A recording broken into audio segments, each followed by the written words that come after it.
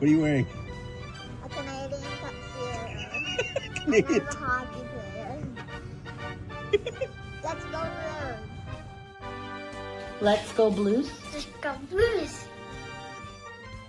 To all you Blues fans, we're bleeding blue with you. Let's go Blues! Let's go Blues! Let's go Blues!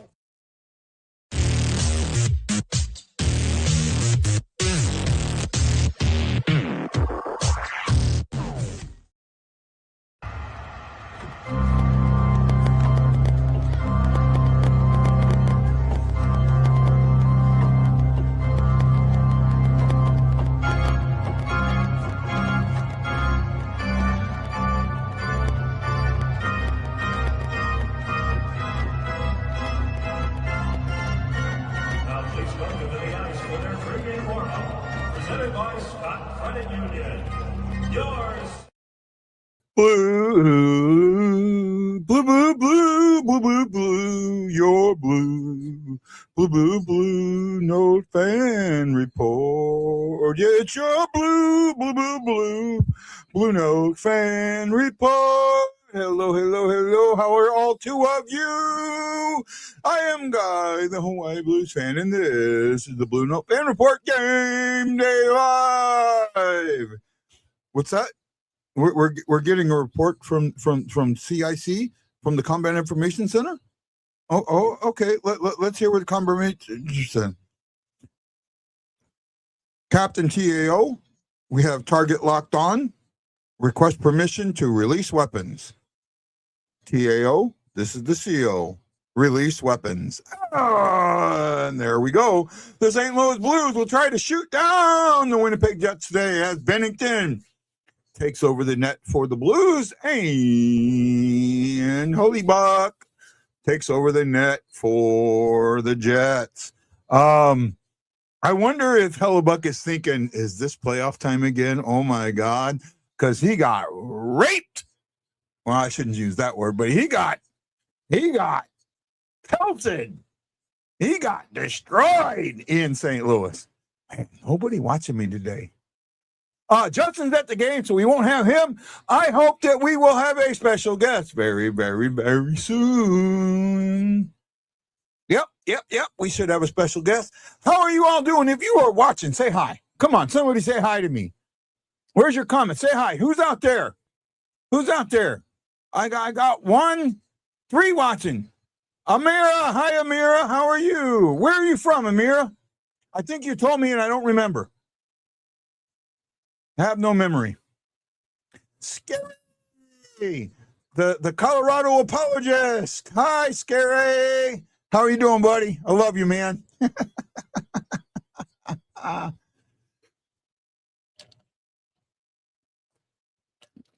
Scary, next year when I do my trip, if I do it through Colorado to Denver, I'll let you know, and we can meet up either the day I get there or the day before I leave.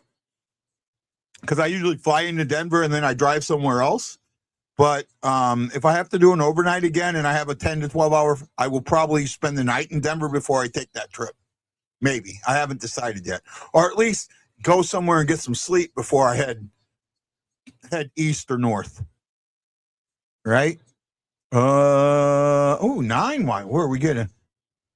All depends on if I'm driving or not. But I'd love to meet you, bud. I really would. You and your bandmates. Right?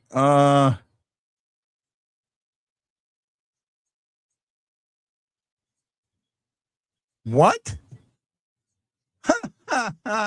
Someone just got put in timeout. Delete comment. There we go. Oh, dumb. Man, YouTube. I'm starting to get hi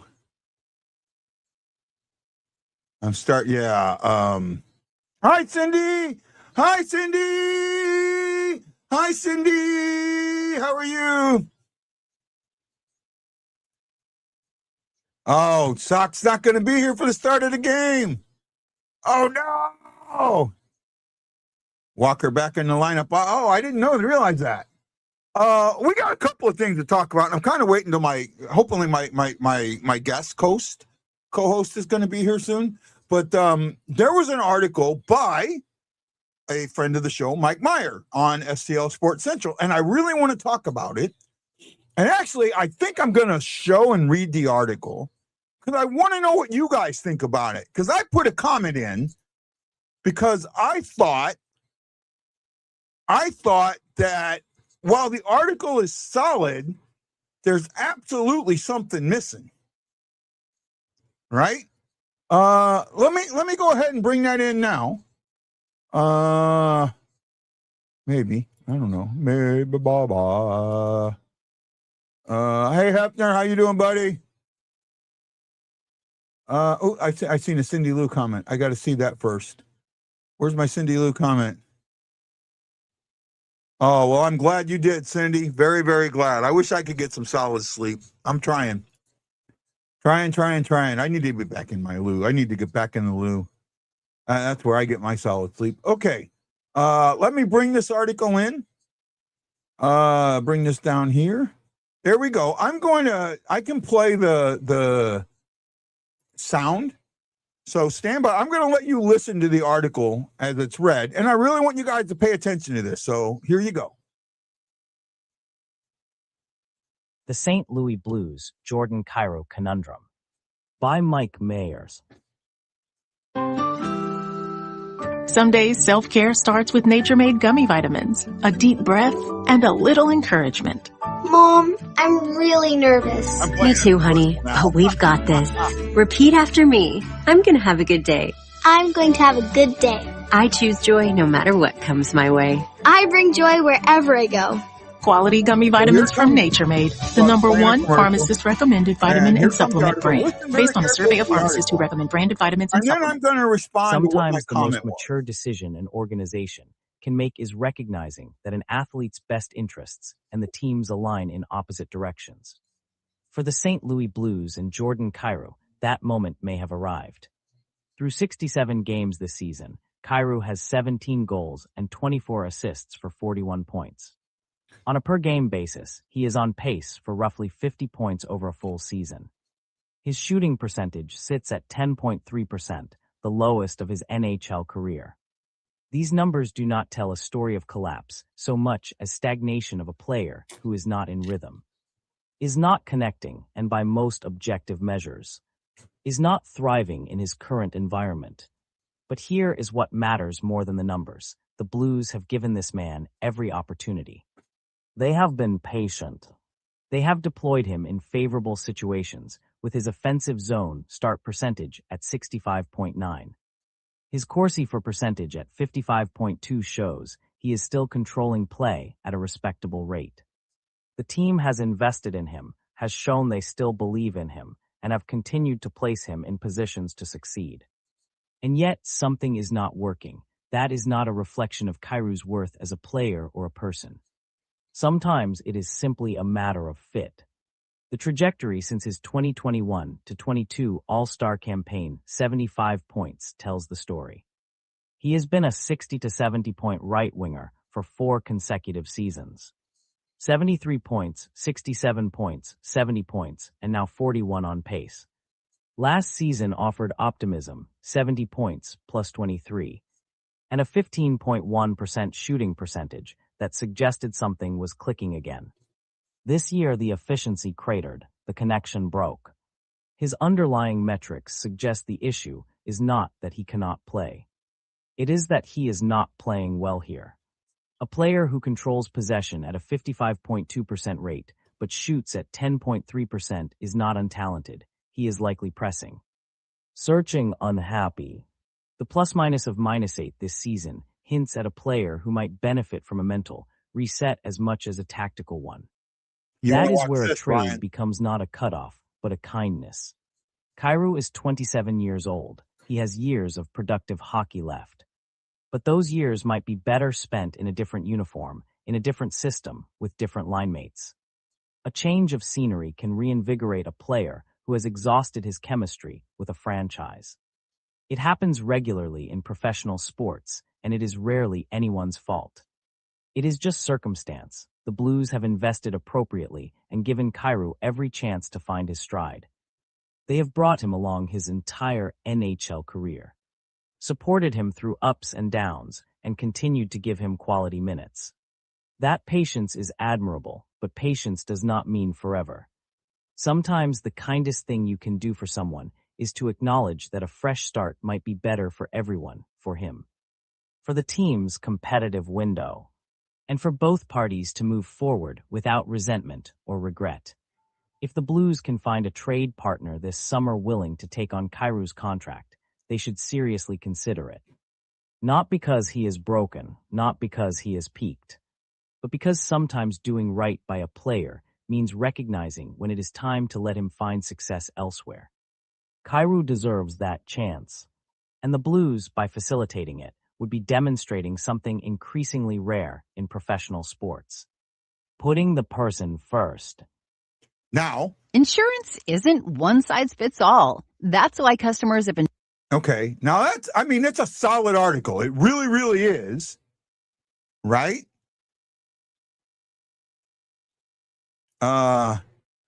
So why trade him, putting up decent numbers, and he will find his rhythm? There's two things. There's a couple things missing from this article that are really important, right?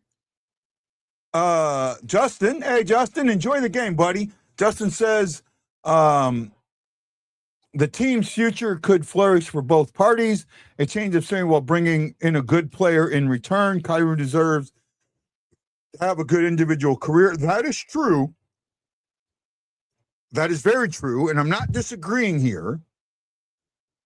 And I do agree he needs a change of scenery, but there's a problem with all of this. First of all, to sit there and say that the article makes it seem like Kairu's the only player whose numbers are down this season, and they're not. The entire team from last year is down. This is a team thing, not a Kairu thing, but it makes it like a Kairu thing. And I'm going to read my comments to this, because I did comment, right? And here are my comments, right? It says, while this is a very solid article, one thing is missing. Kairu's production this year is not the only one that has suffered. Every player on the team has lower production numbers compared to last season. The team as a whole has not performed well. While I believe Kairu could benefit from a change of scenery, it would be seen as the fans controlling the team instead of management. Management needs to ensure they get the price they are asking for before they give up on this player or any other. I think that's important, right?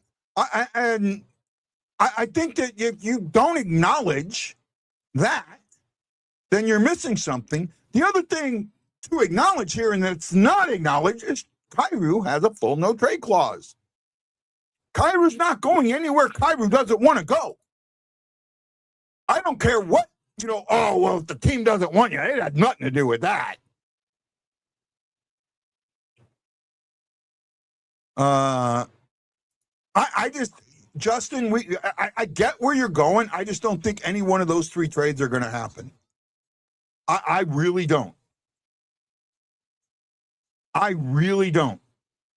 And what's the other one you mentioned? The one out of Dallas, Robinson, right? Robinson is the one that I think has the better chance of happening. But right now, I don't think that you're going to get that style of trade. And I think it should be that. Right? I really do think it should be that. Oh no. Oh no. Oh no. We have a special guest today. Right? We have a special guest today. Let me bring on the one, the only, the newest, and one of the best fans of the BlueNote Fan Report. Please welcome Miss Kelsey.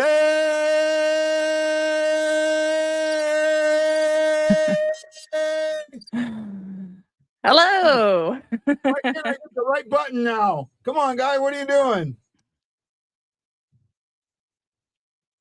Can you hear me okay? Yeah, I can hear you. Hold on. Okay, perfect. My soundboard all of a sudden doesn't want to work for me. There we go.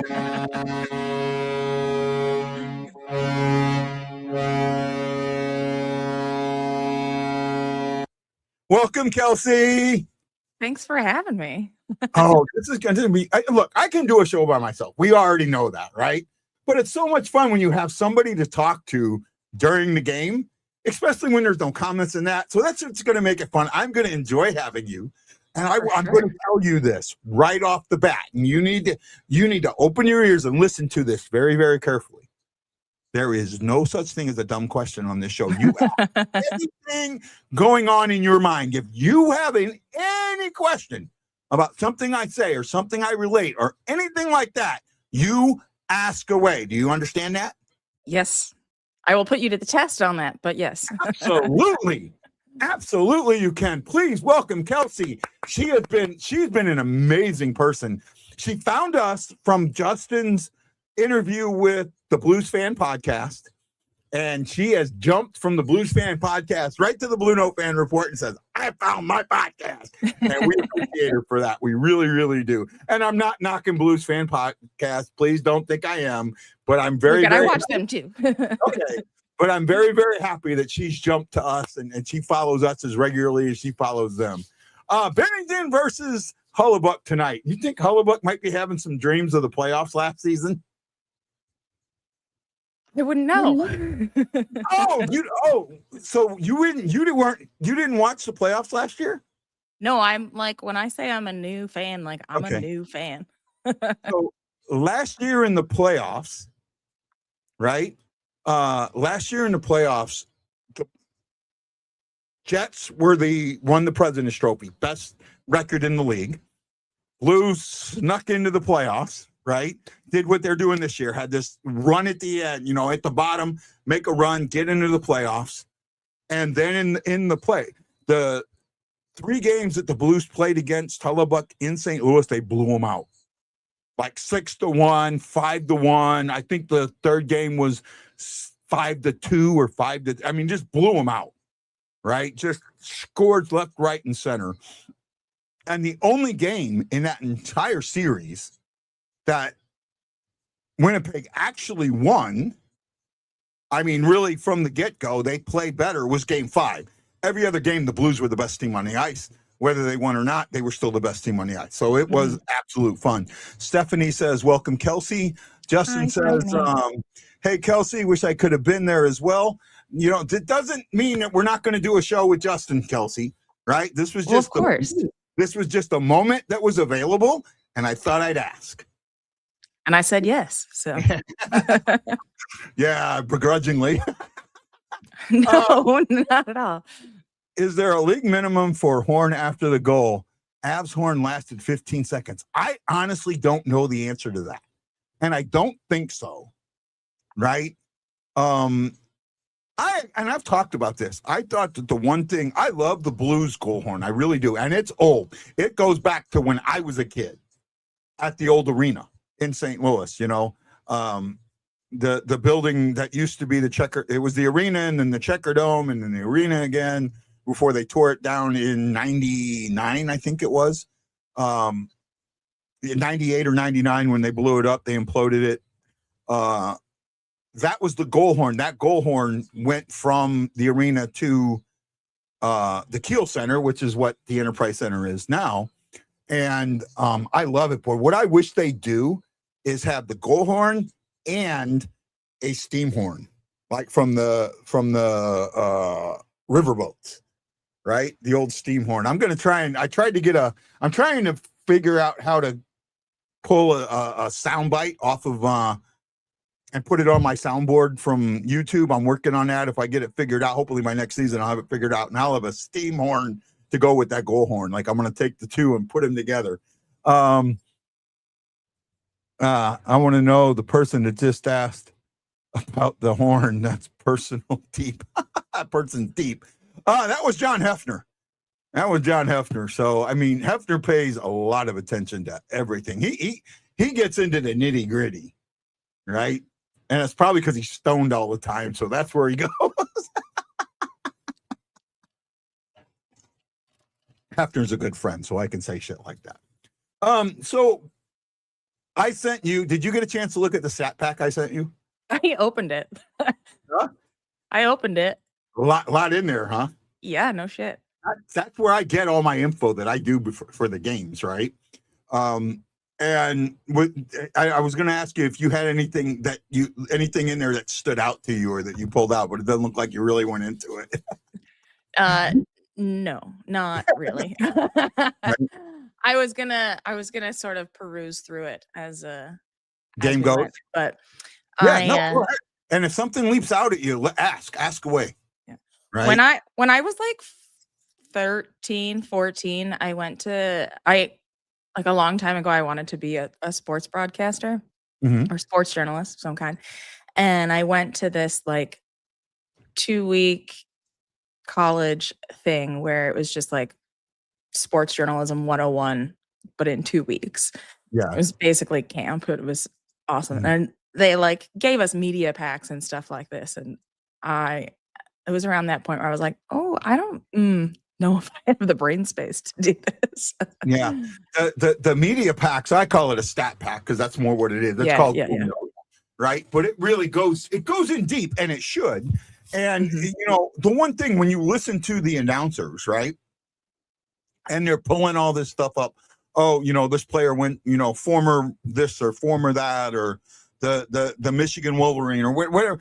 A lot of that they're getting from this, right? They're going through, they're reading it, and they're pulling and they're highlighting things. So when the game's going on, oh, I remember that, and they pull it out. And so I do that sometimes. I don't have my issue is that I don't get this far enough in advance. Like these guys get it sent to them before it goes on the website, the media site, a lot of time, and I don't get it until the game day, right? We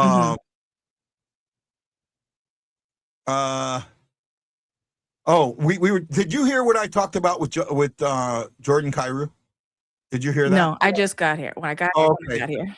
So there's an article. I'll put it back up. I'm not going to go over the whole article here, but there's an article that was on. Mike Myers put this article out, the guy that was on the show the other day, and it talks about Jordan Kyrou and what the team should do about maybe letting him go somewhere else, right? And it makes some sense. Some of this does make sense. A lot of people feel that Kyrou needs a change of scenery. I believe that a change of scenery could help him. But at the same time, I think that I heard on another, on X, I think it was on Locked On Blues, they had put something out and someone had said, Bushnevich and Kyrou need to go. And the thing is, that's from this season. And the problem is that the entire team has failed this season. The entire team. And the article points out Kyrou's failures, but doesn't say the whole team. And it also doesn't point out that Kyrou has a full no trade clause that he can invoke, just like Parayko did, and it's his right. It's his absolute right. So, if a team like Vancouver is willing to give up 6 draft picks, 3 number ones, 2 number, just overpay to get Kyrou may not want to go play in Vancouver. And if that's the case, Kyrou doesn't have to go play in Vancouver. He has every right. And I think that, and my biggest comment was, if they make a trade like this, it's almost as if the fan base is dictating the trade and managing the team instead of management. Do you have any thoughts on that? Yes, I know you're a new fan. I just want to know what you think about how I view it, or what you may have heard or from watching other podcasts or things like that. Maybe they can figure out a way to like give him that new start within the Blues. As a new fan, like not knowing really over the course of the season, just say like, I haven't really noticed him, good or bad, because I didn't know to be looking at what he was doing either. And certainly, like, from what I've heard, it's like the gap in the expectations of what they want him to be doing versus what he's actually doing is the biggest conflict point, in my opinion. Well, I think that, so in my group, and I have a group on Facebook, I think you're in it. Yep. Called the Hawaii STL Blues Fan Clan. And in that group, a couple of guys brought some stuff up. I'm going to see if I can bring this comment up or bring this up here. Because I agree, but I disagree. Here we go. I think this is the post. I'm going to see if I can bring this post up. Yeah, there were a lot of comments on this post. Right. And one of them, someone makes a good point and then came back, and I came back with something, and finally, they admitted something. But hold on a second, see if I can get this up. There we go. So here's the group post, and I'm going to kind of read this because I don't know how well you can see it. You might not be able to. Not great. Yeah, let me try one thing real quick. Come on, guy, don't be a dum-dum. Dum-dum, give me gum-gum, right? It said, this was Lance Scott, loved, and Lance, great friend, says, Bedard in 3 seasons averaged 66 points a year. Cabrini in 2 seasons averaged 85 points a year. For context, Joy Kyrou in 6 seasons plus 2 partial seasons where he only played 44 games in a total in 2 years has averaged 62.1 points per year in his full season. You people wanting him gone or lost, before you spout your Kyrou hate, do some research. And one of the guys that put up, and I think it was Ryan McKinney, said, I don't have hate, but the 62 points really don't matter. And this is where I bring in, I don't agree with. This is the stuff that I don't agree with. He says he's terrible defensively, turns the puck over all the time, no grit whatsoever, and becomes a non-factor in the playoffs when it gets physical. $8 million a year for 60 points a year, but his defensive liability with minimal effort and super soft, no thanks. Snoogy's arrival and the eventual of J. Carbonell make him expendable. That money can use useful in other areas. And that's not a bad point. That's really not a bad point. And I kind of told him that. And then I said, Ryan, so when Brett Hull was here, I guess you wanted him gone too. And Ryan ends up saying something along the lines of, and I don't know if I can find it, but he ends up saying something along the lines of, yeah, I didn't like Brett Hull either because he was lazy. And I said, fair point, right? But to look at it, it's hard for me when you look at an offensive player and complain about his defense. And that's the Berube issue, right? That's the Craig Berube who just wanted him gone. And then Justin and Lance are having a little bit of back and forth with the thing. Justin says, got to think about the future. If you can get a superstar in return, then it may be good, but it's whatever people have. Justin, I don't disagree with you. I just don't know if you're going to get a superstar. All right. I just don't know if you're going to get a superstar or what else you're going to have to give up in order to get that. You may have to lose something. We all know Army would never do a buyout or trade a player and retain salary. But now that Steen is taking over, do you think Steen's option to retain salary like $4 million? No, I don't. So what he's talking about, Doug Armstrong has said he will not buy a player out, that it's not worth it. When you buy a player out, for the remainder of that player's contract, whatever you take a cap hit, that goes against your cap for the remainder of that player's contract. So Bush just signed an 8-year contract. You buy him out now for the next 8 years, you're going to take a huge cap hit. And then Ryan say, well, what if we also retain $4 million of his salary? You're going to take almost, if you do that, you're going to take almost the entire $8 million cap hit. And that limits what you can bring in. So it doesn't, our next 5 years, I think Bush signed an 8-year contract, though. I'll look it up. I have it here. I keep it up. Let's see. 1, 2, 3, 4, 5. Yeah, actually 5 years. So the next 5 years. But you would take. He got an $8 million contract. You're going to take whatever the buyout is, that hit, and then anything that you retain. That's basically taking almost the full 8 years, or the full $4 million for the next 8 million for the next 5 years. Well, if you're retaining all of that, and you don't have the player on, yeah, it's 5. I'm sorry, I thought it was 8. My bad. But if you're retaining all of that, you can't bring somebody in because you're losing the salary. Right? That's my thought. That's still a good chunk of dead cap. Yeah, it's a huge chunk of dead cap. It's almost like 8% dead cap. 8% of the total cap is dead. Right? I mean, the cap's going to be right around 100 million. So yeah, right about 8% of the cap is dead for the next 5 years, and I don't think that's worth it. And also with Steen coming in, Army's still the president of hockey operations. For at least next year, everything's going to go through Army. Steen's going to do the work, but it's going to be Army's yes or no. And I think that Steen's going to have to convince Army one way or the other.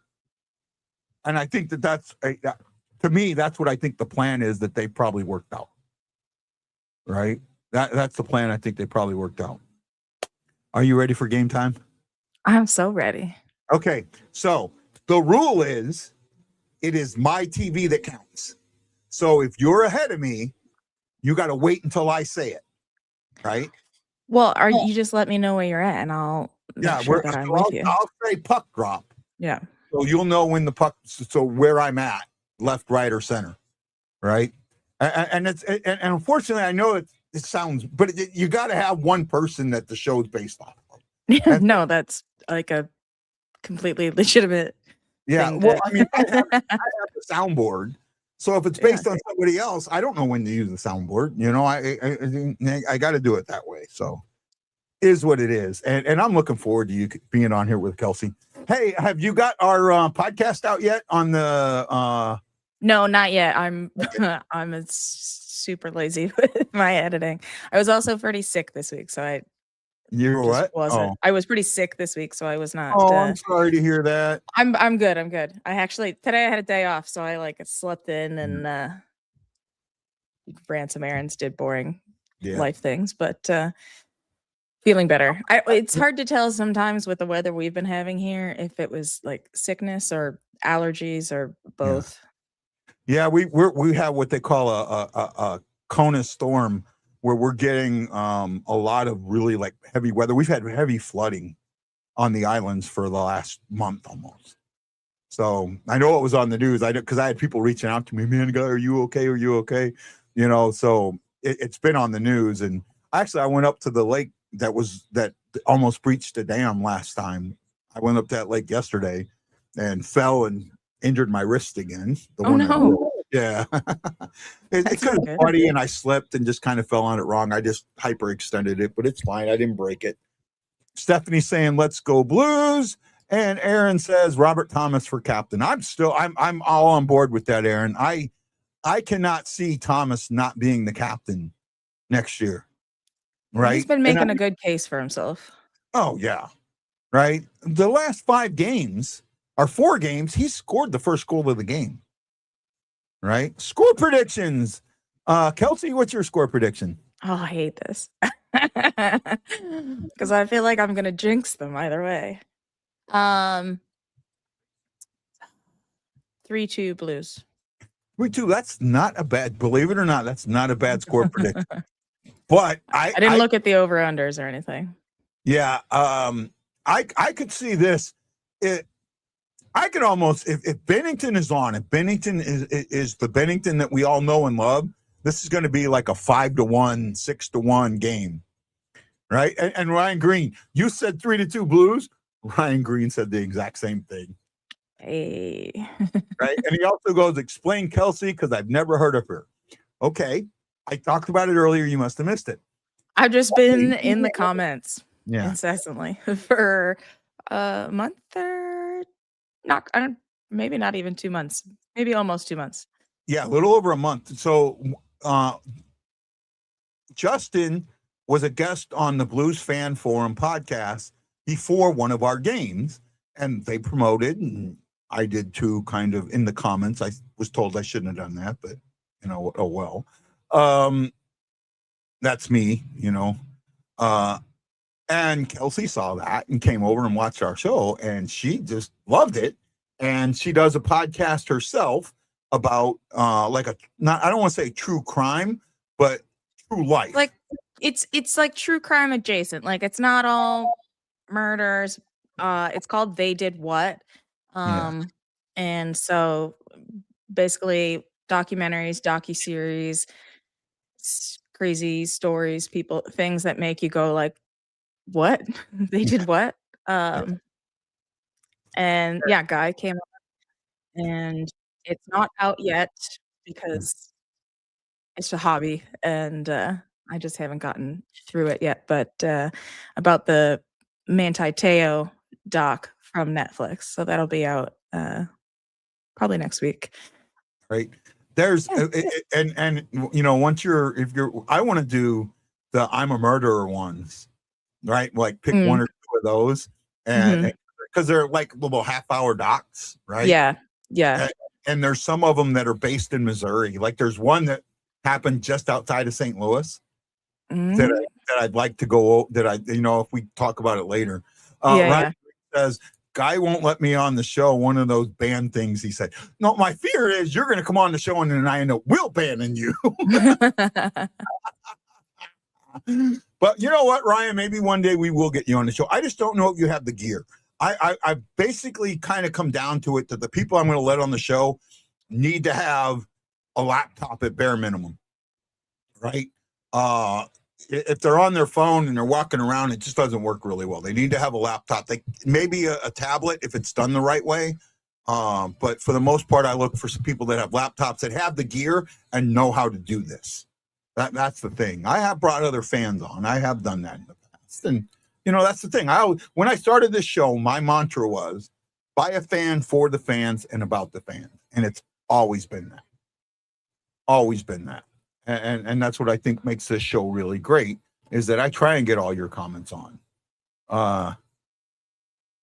He's doing a bunch of commercials too. Robert Thomas has. Yeah, Robert Thomas has definitely ingrained himself into St. Louis. Like he's figured it out. I don't think his girlfriend's from St. Louis, but they this is their home, right?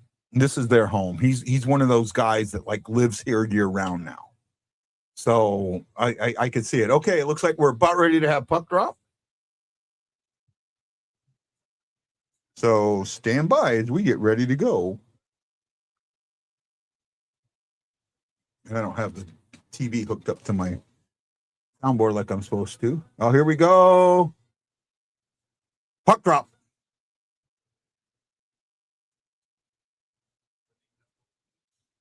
So I'm ahead of you or behind you? You're a couple seconds behind me. Behind you, okay. So I'm going to go back a couple seconds. I'm at 1940 and counting.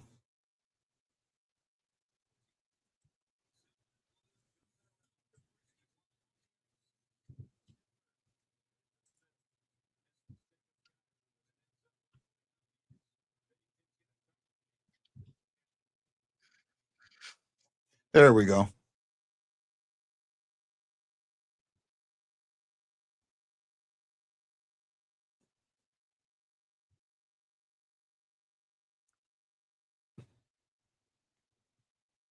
Out of play. Come back, Stephanie. Come back at the intermission, Stephanie. We want to hear from you. We love you, girl. It's been fun. While we're at a quick break, let's say a big thank you to Kona Roman. I've never even seen that name before. Aaron Nell, Jason Nichols, Stephanie Brodsky, Tad Dieterman, and Chris Shockey. They put that love in the air.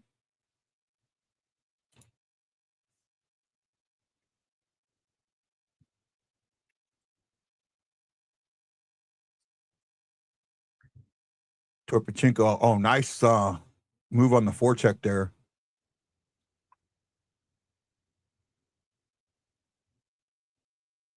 Walker's an Energizer Bunny down there in the corner. That's where he excels. Oh, nice stick check there.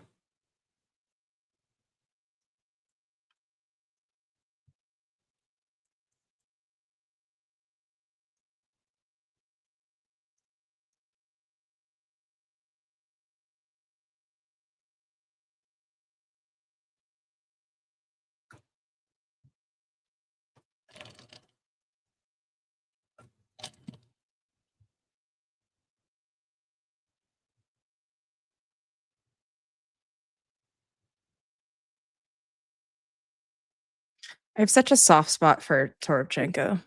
Yeah, I like him too. I like him too. I actually the thing with Toropchenko, I think unfortunately when he first came up, he had a shot. He had a really, really good shot, and it felt like he might be an offensive player, but the Blues kind of coached the skill out of him and made him this fourth line checker. But if he does remember it, you'll see it. He's got a really sharp shot. He can be a sniper. If he's given the opportunity, he can make a snipe.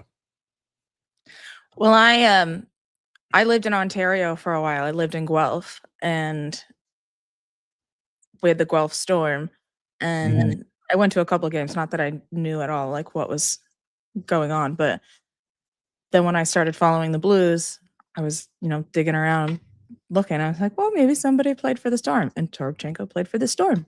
Yeah, that's a good way to go. Did he play for the Storm when you were there? No, it was after I was there, but. Yeah.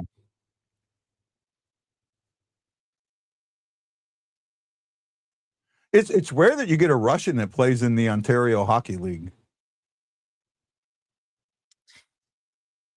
Now that is what Hofer needs to learn. What Bennington just did is what Hofer needs to learn. That's the difference, right?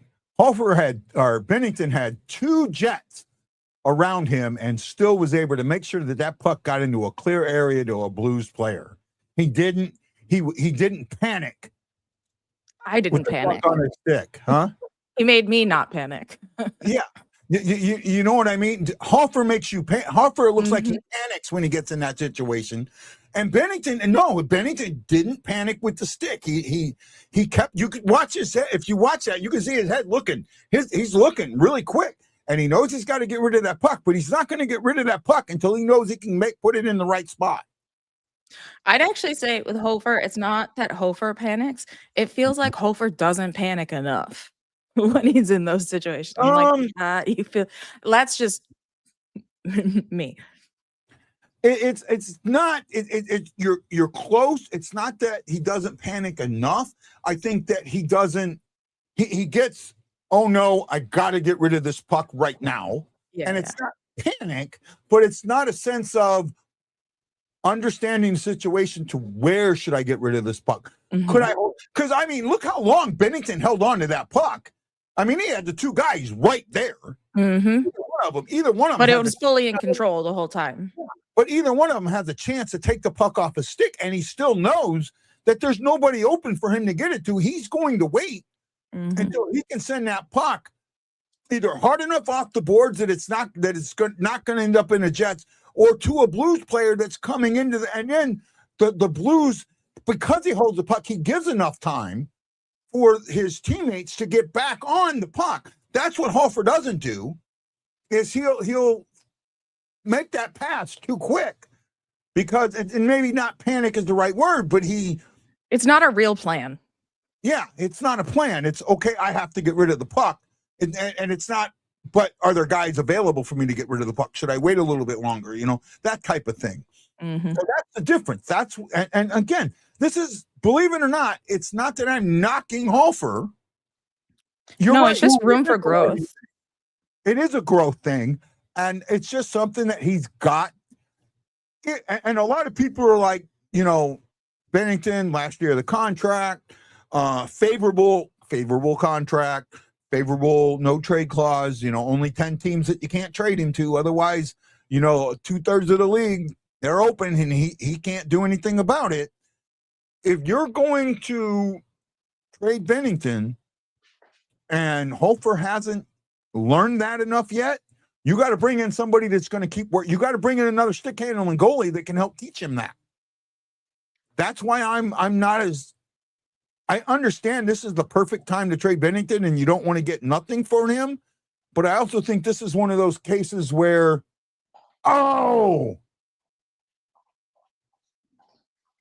penalty, Tucker, something. Helmet. He's cut. He's cut.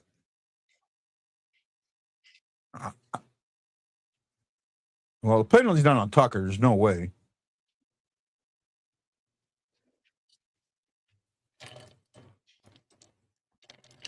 Okay, if you're high sticking him, he's got a cut.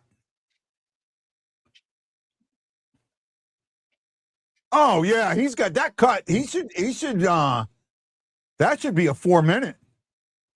That should have been 4 minutes. I don't know why that wasn't 4 minutes. Power play dance.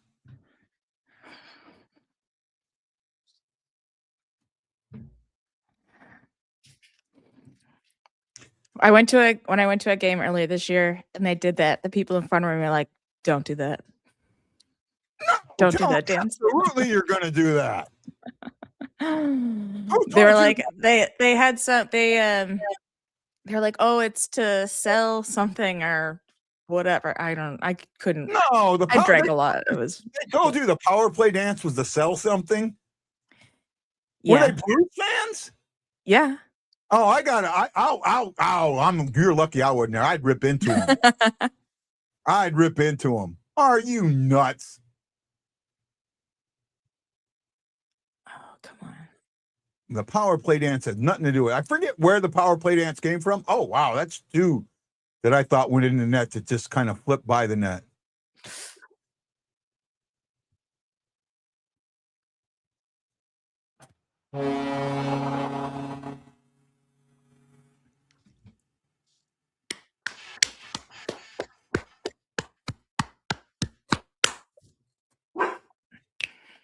Kelsey, you got a compliment. I hope you can take this, okay? So I'm just letting you know. It says, "What's up, Justin? You turned into a beautiful lady." Whoop, whoop. Jordan Kyrou, or not Jordan Kyrou, Dylan Holloway with a hell of a snipe and a power play goal. Robert Thomas with another point. Ooh. Yeah. Oh, bless. Right. Because I know there's some women who do not like being complimented. Oh no, clearly Justin looks very different today. So I wanted to make sure that you were okay. You're good. Yeah, no, you're good.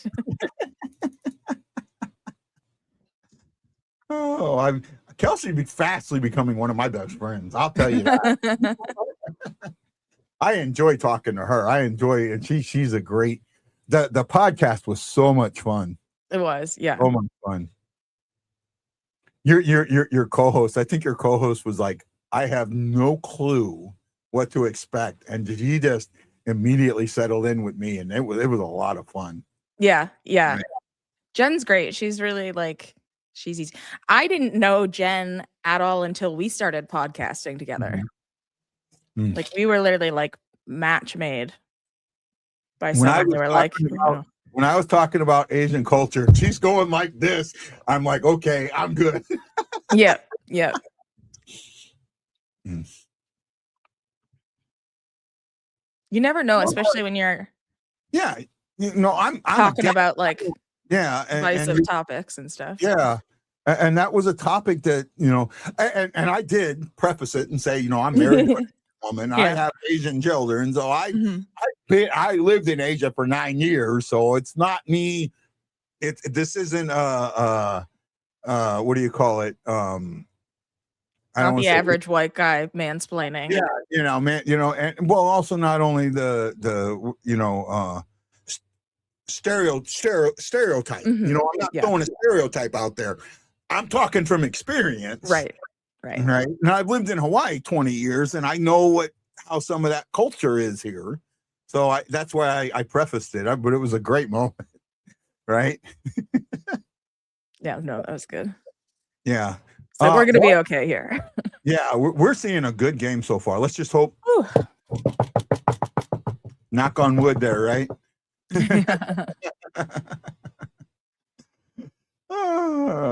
Power play goal by Holloway is his 20th of the season. He's the second Blue to hit that plateau. Well, they were talking earlier, a couple games ago saying, we might not have a 20-goal scorer. Now we got 2. And I think we have a chance to get 2 more, right? Bushnavids is at 17. Kairu's at 17. And I think there's one other player. I want to say Dvorsky's at 17. I think one more of them will probably get the 3 goals in the last 5 games. Maybe. At least that's my thought process. And in fact, I'll tell you in a second where the goals are.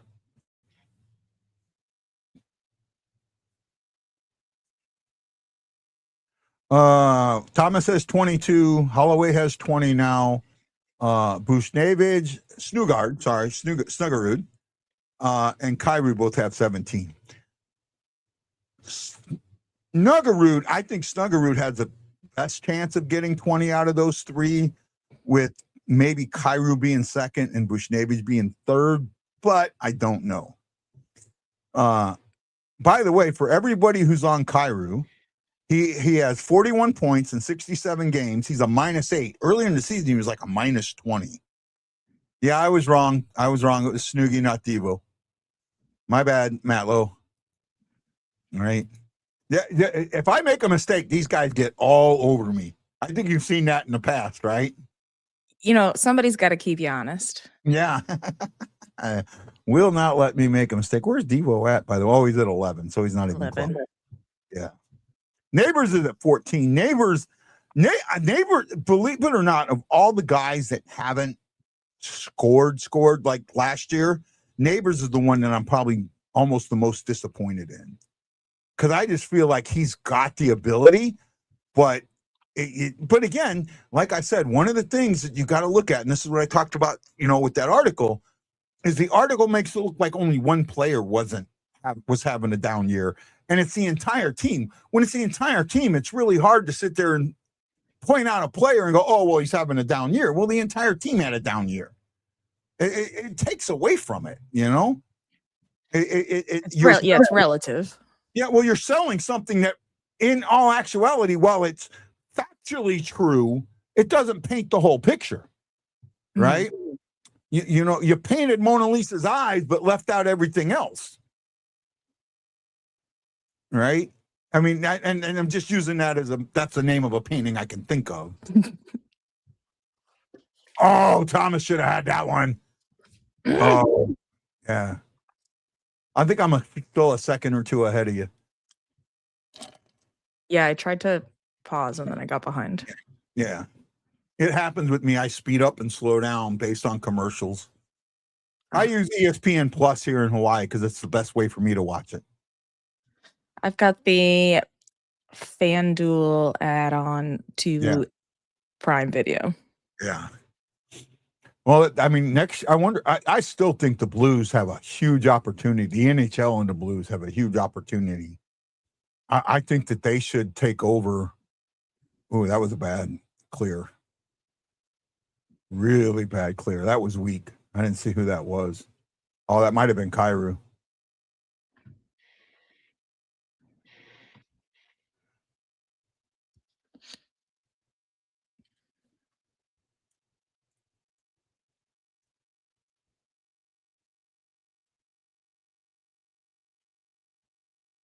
Come on, get that puck out of there, Kyrie. There you go. Come on. P-honk. I'm waiting for someone to call him Punk.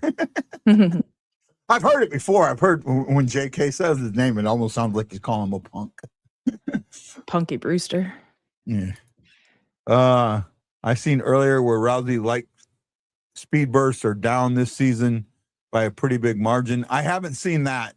Matlow. If you've got that, well, where did that come from? Because first of all, oh, that sucked. That bounced off of something. Shifley put it in.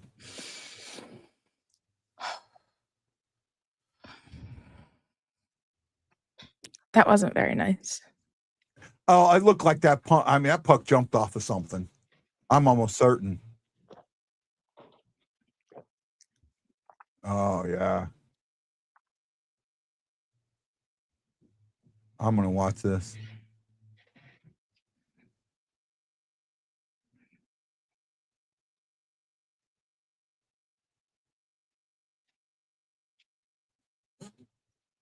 Did it bounce off of? Oh, no. It jumps up, but I couldn't see if it hit something. It's Shifley's 98th point. You heard it on 101 ESPN?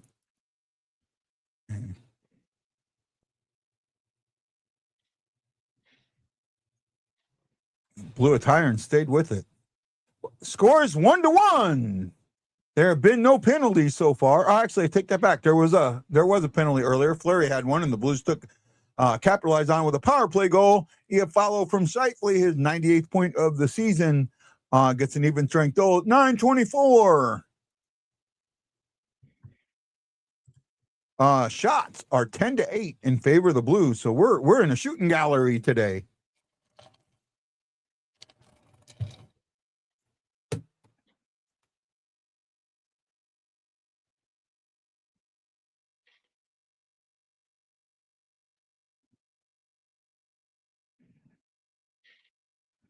I'm liking Lindstein. Lindstein plays with energy almost every time he's on the ice.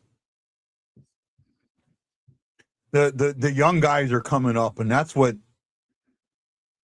this season feels like it's an anomaly season, and it's a season the Blues kind of needed because it allowed the younger guys to come up and get acclimated with playing in the league instead of coming up next year where it might have, next year, if they'd have started this year the way I thought they should have, next year they could have been considered a contender, a cup contender, and bringing those young kids up on a cup contender, sometimes that doesn't work. And I think that having this anomaly season and bringing them up might help you get to that cup contender quicker.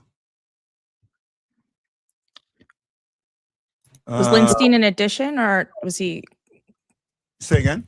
Was Lindstein an addition, or was he part of the system?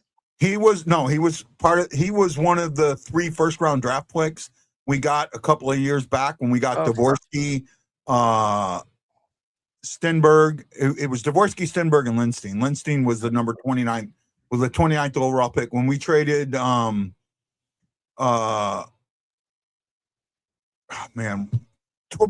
Tereshchenko and O'Reilly for first-round picks, right?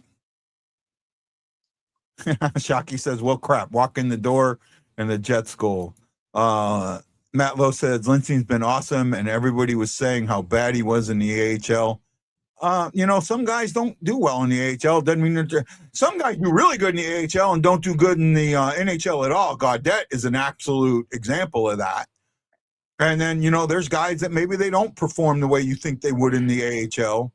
But when they get to the NHL, it's their game is more suited for that. It is 2 different types of games. The AHL is in some ways a little more physical than the NHL because a lot of those guys are vying for spots, and that's what they get told. So, right? And then I like the fact that we have the 3 first-round picks this year. I still think the smartest thing to do, I heard someone say, should we trade all 3 to move up? No, that's too much. But you could trade your pick, which will probably, we don't make the playoffs, be right around 10th, right?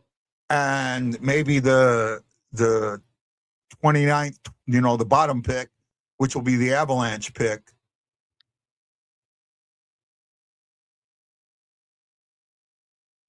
Yeah, that stops that. Samantha says, hi, Kelsey. Hey, Sam. We missed you. Sam. I was starting to wonder if you were mad at me, Sam. You haven't been here in a while. I was starting to wonder maybe you were upset with me. Reply to Lance. It was more than Thomas. Holly wasn't ready yet. Then Snuggie. Not comply. I don't remember what I missed Lance's comment there, Chris. So maybe. And this was about he's only hit 22 mile an hour plus like twice this year. His 20 to 22 mile and his 8 or both way down was interesting, I thought.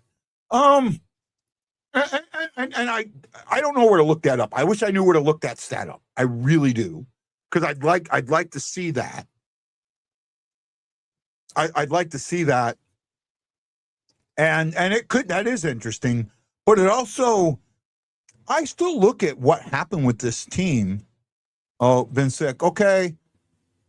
And guilt from, you should never have, Sam, you should never have guilt for cheering for your favorite player. I cheer for Tarasenko and he's on the Wild. I want him to do good. Absolutely want him to do good. Absolutely. So don't have any guilt for cheering for your favorite player, even if he's on a rival team. That's the only thing I struggle with. If Tarasenko would have gone to Chicago, then I'd have trouble cheering for him. I would have, but I'd be really upset at myself for doing it. Sam, what were you guilty over? Sam has a very strong connection. I mean, like she knows the players. And her favorite player got traded to another team. Oh. And she follows when he came and played at Springfield, she cheered for him. So that's why I can see the guilt thing. Gotcha. I can't believe one response to Lance's post was Bedard and the Sharks guys don't make 8 million, but those two will make over 10 million. Oh yeah. I didn't see. Oh, okay. Now I know what you're talking about. I know what you're talking about now. You're talking about the post in my group, the one that I showed Kelsey earlier. Yeah, there were. I tried to. My big thing was, and the one guy he admitted it. He straight up said, "Yes, I didn't like Hull's laziness." Okay, that's a fair point. I'll take that. But like Gary Unger, I had Gary Unger on the show, and he used to say, "I didn't play defense. It wasn't my job." Hull, skated around the blue line, waited for the puck to come to him. That, it wasn't my job. That wasn't what I was paid to do. Now, when he went to other teams and they said, this is what we're bringing you in for, okay, now it's his job. But when he was on the Blues, it wasn't his job. That's what, that's the thing that a lot of people I don't think understand. Brian Suter, now this is, I'm going to get into a little Blues history. You okay with that, Kelsey? Yeah. So Brian Suter, who was a first-round pick or second-round pick for the Blues, I can't remember if he was a second-round pick or a first-round, because I know he was picked the same year that Bernie Federka was. He ends up being a captain. He ends up being a coach. And Brett Hull comes in the year after he's traded and scored the 40.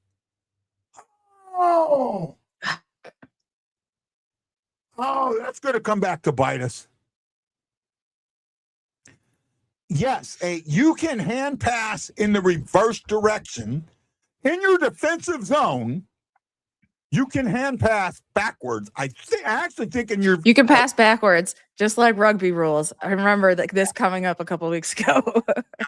and also, well, the other thing is you can also in the defensive zone. In the defensive zone, I think you can pass to your own player in the defensive zone, but I'm not completely sure about that. Uh-oh, Cairo in the box. The Cairo haters are going to come out.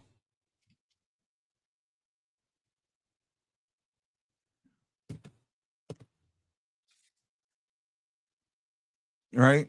Samantha says, guys, it said Sam Bitten got traded in November last Friday night. He came home to play against us, and I was sitting on the visitor side cheering Sam and Corey Schumann. Some of the Thunderbirds players were not happy with me being there for Sam. And you know what? That's fine. They cannot be happy with it, but he's your favorite player. When the Blues played Minnesota, I was cheering for Tarasenko. Second game of the season. Our first game of the season. I'm cheering for Tarasenko. He didn't score in that 5-0 shutout, but I was happy he had a good game. Right? Not everyone's a two-way player. If they were, it would be the only option on the NHL video game. Absolutely. And you know, look, I get it. I don't think anybody else gets to tell you how to enjoy sports. And if you want to root for players, root for players. If you want to root for teams, root for teams. I think especially with the younger kids, as now like the athletes are such personalities and have brands of their own and all of that, like people being lifelong fans, loyal fans is not the same as it was. Kelsey, I have something for you with that comment. Are you ready? Okay. Yeah.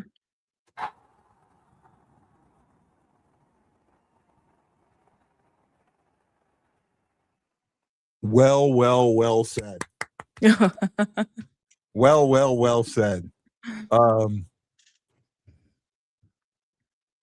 Hand pass can be to a teammate in the defensive zone only. That's what I thought, but I wasn't sure about a forward hand pass, but I thought it could. In the defensive zone, you can hand pass to your own teammate. Oh, he just gets stoned. What a stick save. Oh, if he didn't expect that. Otherwise, he lifts that puck up in the air. Jason Nichols says, Guy Benson has a man crush on Tank to this day. Don't let anyone tell you. Don't. Yeah, I do. The majority of these are Tank jerseys.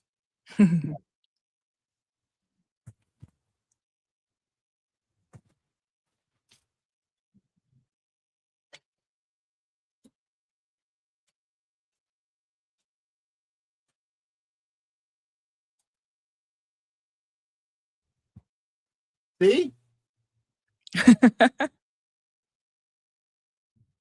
I have more Tarasenko jerseys than I have anybody else's. I can pull another one. I have his practice jersey.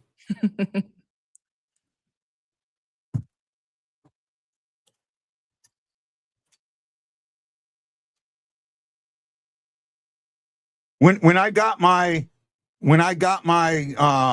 Warrior number, it was my choice was between 53 and 91, but I knew I wasn't good enough to wear the 91, so I chose 53. Sam says, thanks, Kelsey.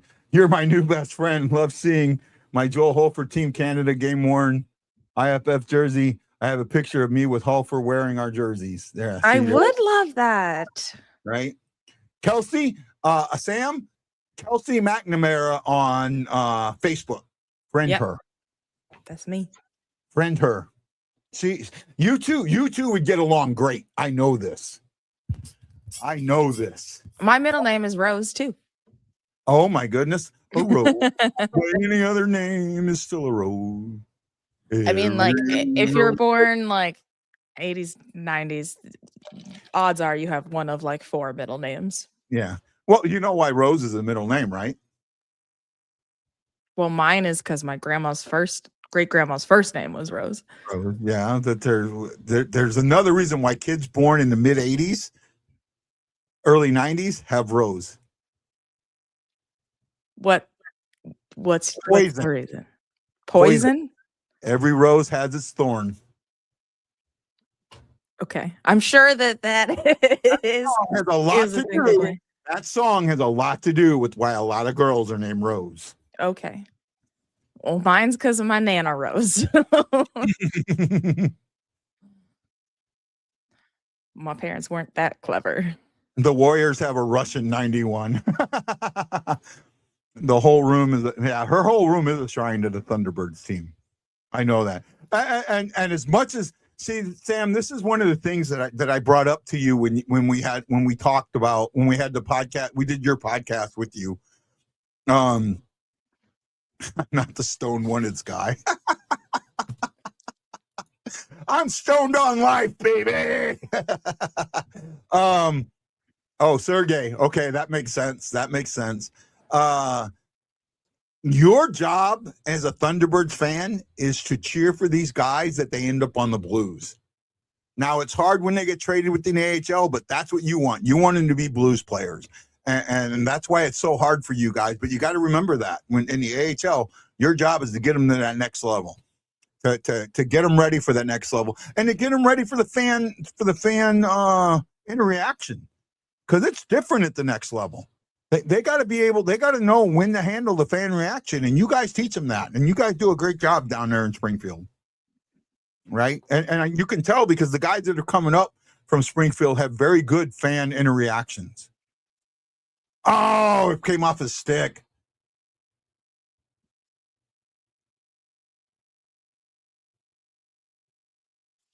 What's your time? 3:01. Okay. Bennington just caught it. They're showing I'll follow. Okay. Oh yeah, I can't wait for this game.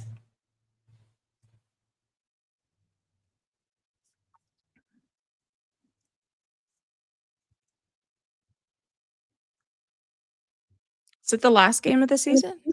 The last home game. Is it the last game of the season or the last home game? I think it's the last home game. I think Jake, I'm mad at myself. Jake Neighbors had that hat with the sign language on it, and I didn't buy it right away. And that thing sold out within minutes. Minutes. And I'm so mad at myself because I have another hat like that. It's not but I have Ryan O'Reilly did a series of hats, and I got one that you can't find anywhere. And I've been offered, and I wish this was, I think it's a joke, but I'm not sure. I've been offered $1,000 for this hat. And it's a blues hat with the trumpet on it. And you cannot buy this hat anywhere. Right. And I showed it to our organist, and he offered me $500 for it. Right. And I'm like, man, I can't. I just can't. You know, it's one of my favorite hats. I got it in here somewhere. I might have to look for it during one of the commercials or something. But and you guys out there that know this, you know what hat I'm talking about. I've been offered and you've seen the guy online offer me $1,000 for that hat. I haven't seen him in a while, but he will pop in and say, "Guy, you got that hat? I still got that $1,000 for you." Matt Lowe says, "Feel like Carbo's going to be a fan favorite either in spring." If he he will go to Springfield, and I think Springfield's going to love him. But a problem is he's not going to be in Springfield for long. He is not going to be in Springfield for long. Lots of shots. Shots are 16-10 in favor of Winnipeg.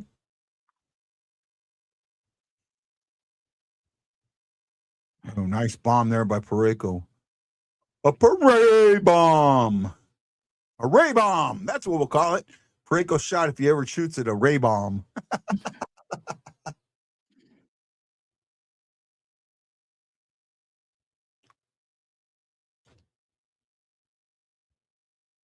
Lindsay, as young as he is, he's so confident. I mean, he's 20 years old, maybe 21. He's so confident. And as a defenseman, he's very confident on that stick with the puck. He's very confident. Oh, he blew a tire there. You know what, John? I'm going to ask her not to say that. That's we will just say that Kelsey's in the St. Louis area. We'll leave it at that, right? And I think out of your privacy, Kelsey. Yeah, fair enough. Fair enough. I will probably be at Hat Tricks on Sunday.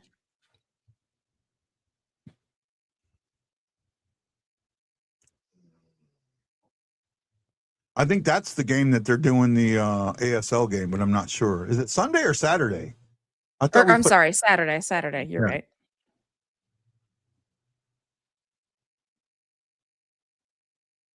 Yeah, I guess that's going to be their last watch party. Yeah, because one of the guys got transferred to Denver. Yes. Yeah. Avalanche territory. Yeah. Well, there we go. That's the end of the first period. Blues end up getting one more shot. Shots end up 6. Oh, a little. We could see some. Ooh. This keeps up, an arm's going to go up. I haven't seen one go up yet, but yeah.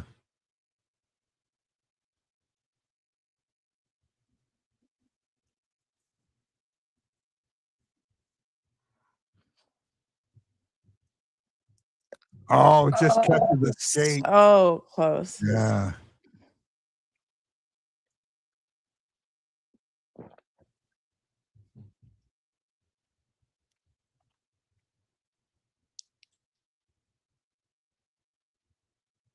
Oh, yeah, I caught him on the wrist.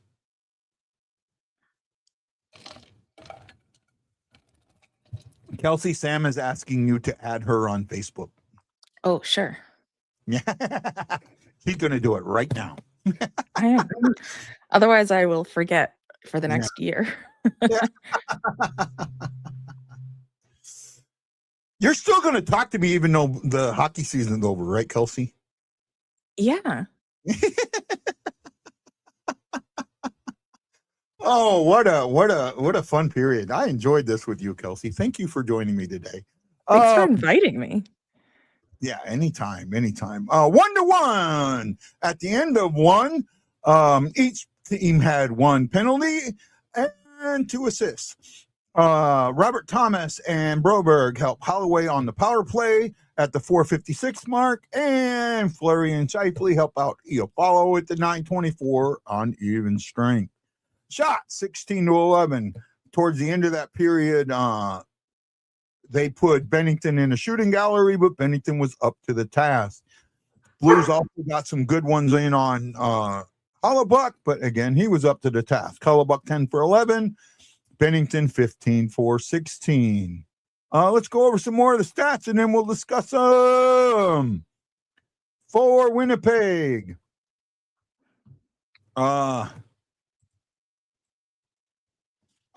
make sure I get this number right. 20, I want to say 28 attempts. I think that's right. Yes, 28 attempts for the Jets and 20 for the Blues. The Jets hit the Blues 6 times. The Blues hit the Jet 8. Blues had 6 giveaways. Jets only had 2. The Jets had a takeaway. The Blues did not. Both teams blocked 5 shots. Faceoffs, unfortunately, went the way of the Jets, 13-6 for 68% to 32%. It was a very, very interesting period. It was a fun period, a fun one to watch. We got just my new friend, Kelsey, you rock.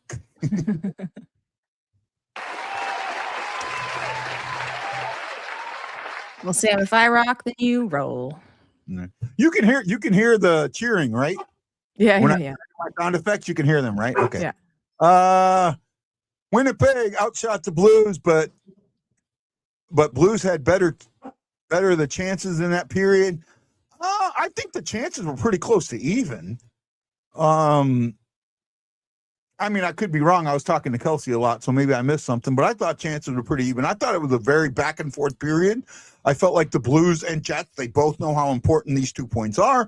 They both want these 2 points, and that's why the game is as chippy as it is.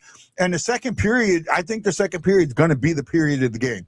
It's either going to be one team is going to come out and be ready to win this game, and the other team's going to lose it. That's what I think is going to happen. Aaron Nell said Snoogie and Hollywood robbed. Yeah, both of them were. And then I think Bennington robbed Shifley on the other side too. So no, it was good play all around in my eyes for all the team, for both teams, right, Kelsey? I mean, it was pretty just good hockey. It was entertaining. It wasn't overly one-sided, and I think that we could see another period like that, but get a little increasingly chippy, and then I think it could come down to the third. But that's my prediction. I know. The thing is, I would love to see that, but usually in a game like this, when it gets chippy at the end of a period, one of the teams is going to come out with that chippiness still there, and the other team left it in the locker room. And unfortunately, that happens all the time. Mm-hmm. All the time. Aaron says, I need a Kyrou goal. Kyrou needs a Kyrou goal. Right? Kyrou needs a Kyrou goal worse than anybody else on the planet right now. Right? But, he also could be saying, I know I'm gone here. And he could. I hope not. But, you just... needing that. Look, I love Kyrie. I don't want to see him gone, but I'm not going to be upset if he does go. I just want the return to be right. I want him to be valued correctly. I don't want this to be a guy that gets traded for a 3rd round pick just to trade a guy, we can't, here's a team that'll take him that he'll waive his no trade clause too, but the best they'll give us is a 3rd round pick. I'm like, no, right? You got to make sure that you stick to your guns on what your price is. And as long as you're sticking to your guns on what your price is, then that matters. And again, if this team gels the way we think they will next season, he could be just as high. Just as high. Do you think Binnington will be traded during the offseason? Oh, that's such a hard question. So here, I have a couple thoughts on this. Okay, go. Only, and then not, again, I don't have like experience, but with the management changes, and I know it's not like full management changes, but do we really think that with, I can't even remember what's his face being Steen in charge of it for like, do we really think that he could trade somebody like Binner and not get backlash? Like, is that a move you're gonna make in your first off season? Because I have a hard time seeing that. But I don't know. It all seems way more civil than, my previous sports management franchise experience. So you're partially right there and you're partially wrong, right? And the reason I say this is when you have a player in the last year of his contract, sometimes that trade, and if that you're not going to re-sign the player, or B, the player doesn't want to re-sign with you, trading and getting something for that player makes a ton of sense. Now, usually that is done closer to the trade deadline. Now, with this offseason, and the Blues having 3 first-round picks, and there is a player very highly up there that the Blues may covet, which I think the Blues do covet, in Otto Stenberg, Theo's brother, there's an opportunity to take Binnington and one of your first-round picks, and maybe move into that spot to get that player. Excuse me, my nose is itching. So the possibility is there, but I just don't think it will. I really don't think it will. he's so, I understand like technically all of the reasons that you should, but optically he like take the like actual logic out of it and consider just the feelings of he's so beloved by so many people. Like, I don't know, are you gonna take that heat on in your first offseason? I don't know. I don't know if there'd be as much heat with that, because Binnington hadn't had a great season this season. But again, see, that's the other thing that I look at, and it's what I brought up in that article. The article sits there and points to one player, not the team itself. The team itself played poorly by a lot of people. But played poorly overall. Every player played poorly. So every player's stats are down. And Shockey says he's hated by a lot now. And there are more players, more fans that would be like, just, time to move on. It's Hoff's net, right? My biggest issue with Hoffer, and we talked about it, is his puck control, right? He's a great puck handler. He handles the puck very well, but he doesn't have the composure when he handles the puck like Binnington does. And that's still something he needs to learn. Are you willing to let him learn that on his own? Or do you want to still keep a puck handler there to help him. And that's where I kind of shift. I think you need to keep the puck handler there, right? You need to keep him there to continue to get him to grow instead of letting him grow on his own. Because, and I say this, if you look at from the beginning of the season to now, he's still making those same mistakes. The only difference is the mistakes aren't going in the back of the net as often as they were before. But he's still making them, right? He's still getting in there. So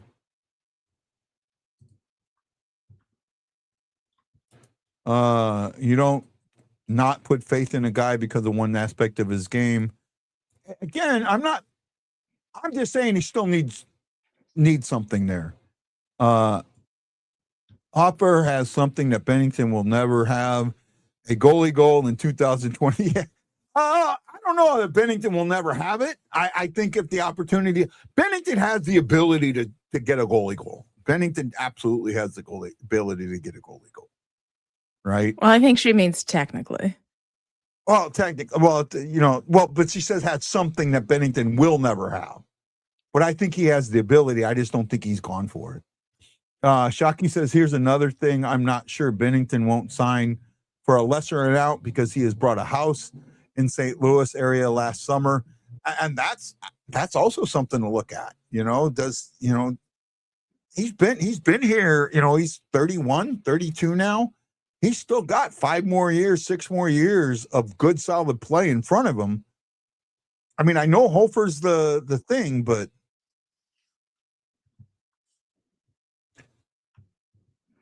Justin, I get it. This is my opinion, and I understand your opinion, right? But again, just remember that it's my opinion and it's your opinion. So the question to Justin then is like, would you rather stick with the devil you know or the devil you don't? Right. If you can nitpick about every goalie in the game, like, then what are the ones you are willing to live with or not? Right. Well, right now, the 3 goalies that we have in the AHL, none of them are ready to come up. None of them. Right? Zarenko, Cranley, and Hamstrom. Hamstrom's not even in the AHL. Right? And then we got another older guy. None of them. I'm not getting fiery. It feels like you're being, no, I'm not going to go there. Don't want to go there. Don't need that on the show right now.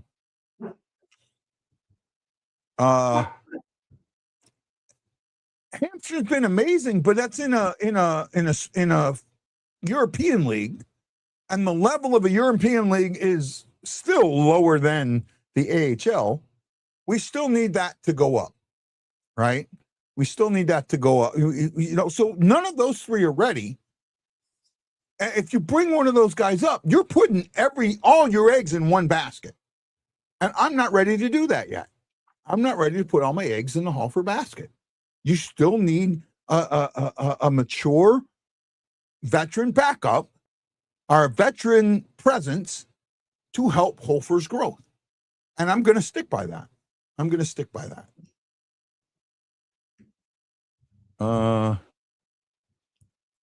Romanov. Yeah. Romanov, I think, is older. I want to say, and I got it here, Romanov is like 30-something. He's not a young kid. He's not a kid, right? I know Romanov is early. He's 26. Okay. He wasn't as old as I thought, but he's 26. And he's going to be a group, him and Zerzinko are both going to be Group 6 free agents next season because they haven't been called up. So if the Blues don't offer him a contract, they're gone. Right? They're gone. Matlow says true, but for an 18-year-old kid, he won a gold for Sweden. He has had a very good 18-year-old season. I will admit that. But let's see if he needs the AHL time. He's not ready. You can't take Love Hamstrom and look at him right now and go, okay, he's ready to be a backup in the NHL. There's no way that he is. And that's why I struggle with that, right?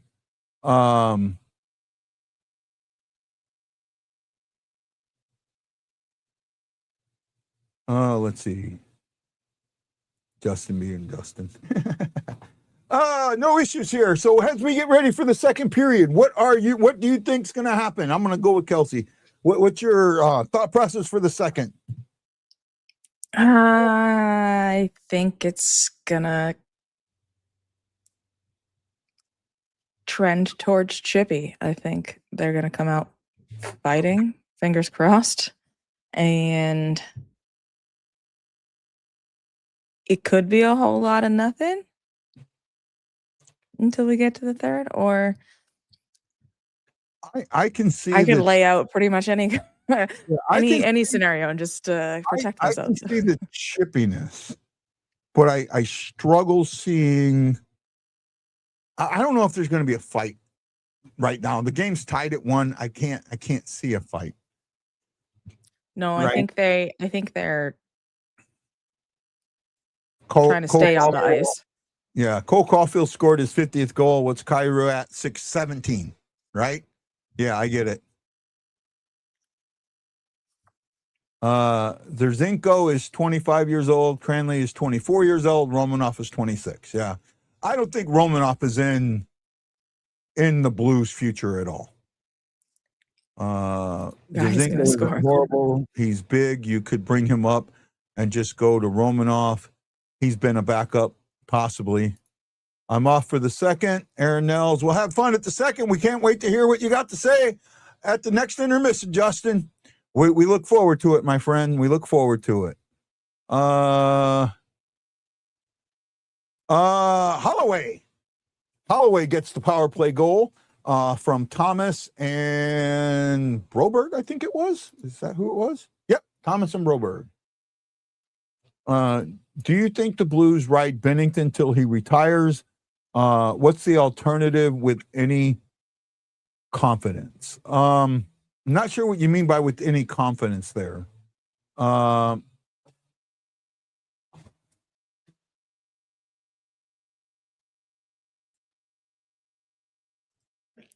Like what would you do that isn't just a shot in the dark? Yeah, I don't know if they ride him till he retires, but I would put him on. I'd give him a 2-year deal with a very limited no trade clause. Like the 10-team one he's got now, I'd give him that. I'd give him a 2-year deal at $4 million or $3 million, $3 or $4 million with a 10-team no trade clause for both seasons. That's what I give. What's the alternative with the confident opinion? The alternative is you trade him this season, and in return, you also get a veteran backup. Right? Well, I mean, you're right. He could walk at the Blues lowballing, but I also think that he knows that he's not getting $6 million. Right? He knows he's not getting $6 million. He knows it. Right? So it's all going to depend where he goes and what he thinks he's worth. And if he has made St. Louis his home, which I think he has, or he may have, he could hometown discount, right? Maybe $4 million. I could see that. I could see that. The guy just got $36 million, right? After next year, he brought in $36 million. So I don't know if he actually needs the money. Puck drop. That was for you, Kelsey. Yeah, a couple seconds. Pause. Let's see. They're fighting along the corner right now. Okay. I'm close.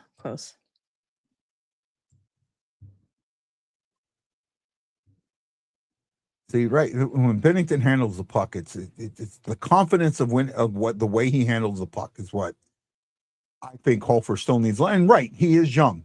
Hofer's only 25. Bennington didn't come into the league till he was 25. So Hofer came in a couple of years earlier, and Hofer's still got some learning to do, just like Bennington had some learning to do. And I think Hofer rebounded very good from a bad season. From a bad start, he rebounded really good, and that's a great sign. And there's again, if you want to sit there and say I'm nitpicking on his puck handling there, okay, that's fine. but it is something that needs to be looked at, because if it's not something that's fixed, it could hurt you in the long run heavily. And that's why I focus in on it a lot. Good save there by Bennington.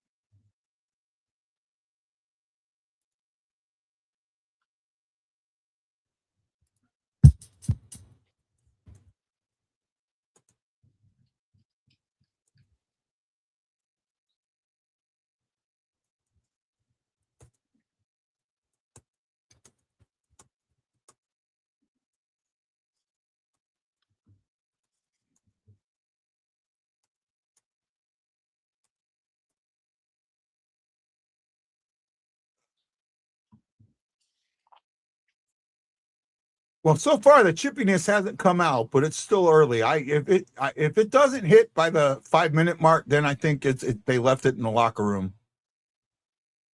Bergeron's fighting for a contract extension. Now that's true.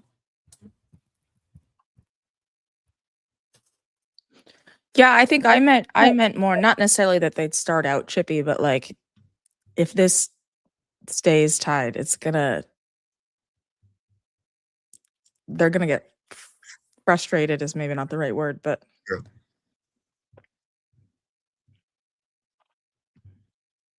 Taze isn't happy. Taze is the guy we could have had instead of Eric Johnson.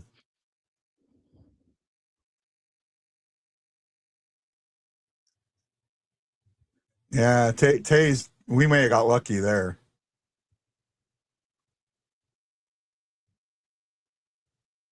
Yeah, that was a weak one. That was a weak call. That call had something to do with the chippiness at the end of the period. When you see a call like that, that's a result of what happened at the end of the period. That was the referee saying, "No, we're not going to play this game. We're going to take a little bit of control of it."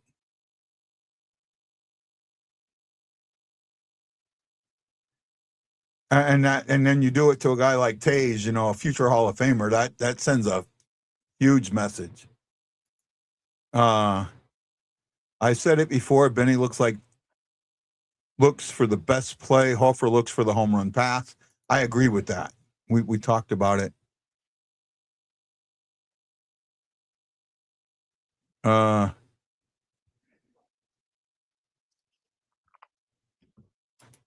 Yeah, I took the upside down flag away there. I thought I had the logo was up there. Oh no, it's there. It's just being hidden for the moment, I guess. Oh, Holloway Trail looking for number 2. Matt Lowe says, I like Berger and he's made some bad mistake, but he's young too. And I notice him a lot.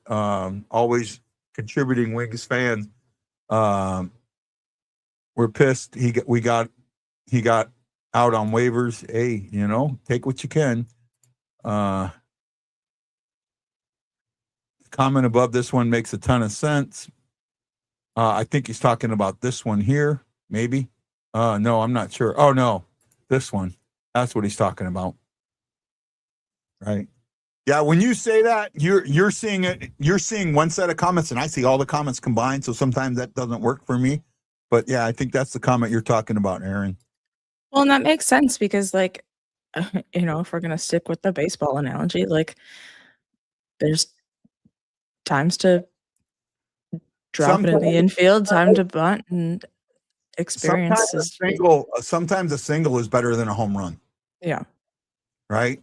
And if you're down by 3 runs and a guy, with 2 outs and gets a home run, well, now you've just killed it. You have nobody on base. You got 1 run, but but if he gets that single, now it changes how the outfield looks. It changes how everybody plays, and it helps open some things up to where, at this point, that single was better than the home run. All right. Kelsey, I'll be right back. I won't take myself out, but I got to use the restroom really bad. So Okay. Just talk about what you see, girl. This feels a little bit like the internet memes where somebody hands you a video phone and they're like, oh, hey, just like watch this person. And y'all just babysitting me for the next minute or two. I'm so lonely.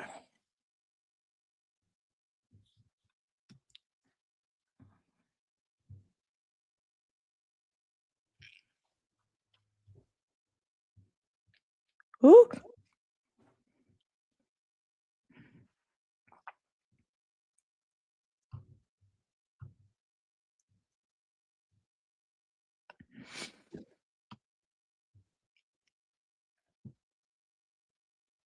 Cleared that out.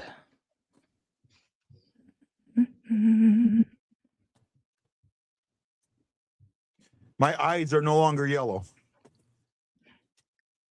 Were they yellow before? Well, they were getting there. Oh, because you're so full of piss. Got it. Took me a second. Yeah, that's an old. Like, is your liver okay? Kelsey, what is your podcast called? It's called They Did What? With a question mark and an exclamation point. Where can they find it? Apple Podcasts or Spotify. Check it out. Mine should be coming out soon, I hope. Yeah, I'll let you know. Whenever That was an easy 2 hours there, wasn't it? Oh yeah. We always do, and that's how I was like, right, we gotta make sure we're like, because Jen and I can really shoot the shit. Conversational, it's hard not to. Yeah, and that's what was so much fun is it was conversational, and the fact that we were able to really open up about what we saw, and we touched on a lot of controversial topics, even though I tried not to, but they were there. How do you not touch on them? Exactly, and that's why we do it. We want to have like real conversations and try to have fun with it, but life is full of real shit, so we got to talk about that too.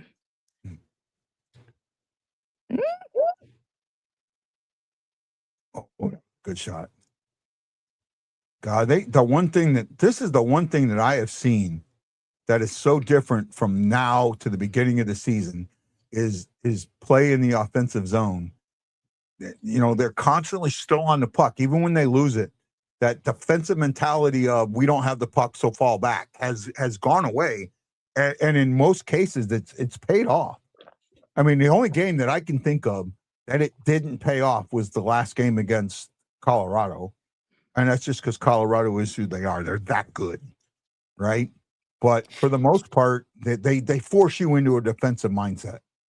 But when the Blues get out of that defensive mindset, they play some of the best hockey I think in the league. But they've got to stay out of that defensive mindset, right? And it seems like when they can play the game they want to play, then they can play it really well. But when they're on their heels, I heard neighbors say maybe, I don't think we started on time. And I don't think that's a true statement. I think they did start on time. I think that Colorado was just a little bit better and they started a little bit better. It doesn't mean that you didn't start on time or you weren't ready to start. It's just sometimes the other team starts a little bit better than you and put you on your heels. And that's what I think happened.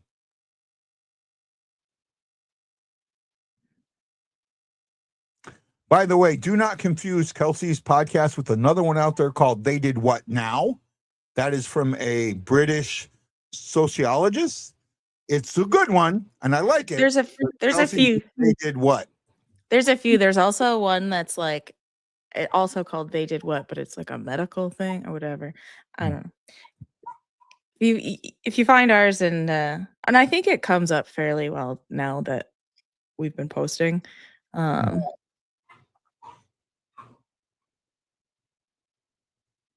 don't know. I could put a link or something.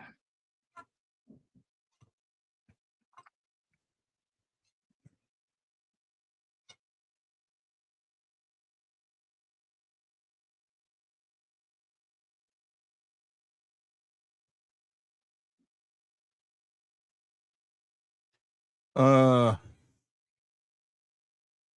I'm just gonna the ADHD just hit me like a ton of bricks. Oh my goodness. Spotify link. Okay. Well, let me. I'm gonna read this comment. Don't get mad at me. She says, "Spotify link, please, pretty Justin." Off.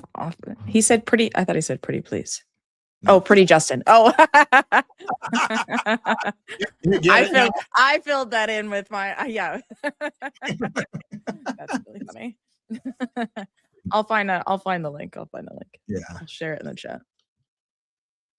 We're just baby podcasters, so don't judge me too hard. They're really good at sticking to a plan. When the plan falls apart, they fall apart. But as we say in the Army, the best will always fall apart. And that's true. That is like what I think with the Blues, that is something that unfortunately. Oh, that's cool.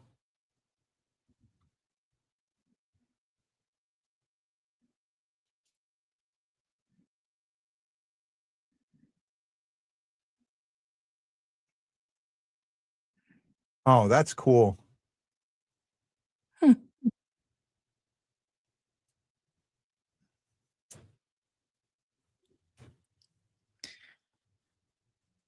To Chris's comment, say, yeah, I mean, it's like adapt or die, right? And when they can't adapt, they die. Yeah, no, it is more room for growth. The plan sometimes is very, very good. And then there's times where the plan doesn't work. And you have to what was that movie? Oh, the Clint Eastwood movie. Heartbreak Ridge. What was the saying I always had?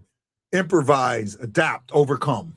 And that's what you have to do. You have to improvise, you have to adapt, you have to improvise, and you have to overcome. And unfortunately, the Blues don't do that. Especially on the power play, as soon as the puck is cleared, they have no clue what to do. Yeah. That happens a lot, and they have no clue. They struggle getting into when they other team puts 4 guys right there on the blue line and keeps that blue line covered. They're not sure what to do next, how to get the puck into the zone, and you see that a lot. Oh no, I am impressed by Berggren. I think Berggren's earned a contract. I think Berggren, of all the guys that we've picked up off of waivers, who's the only one that's still here? Right? Berggren's the guy that's still here. Of all the guys that we've had in that position, and think about it, who's been in that position? We had the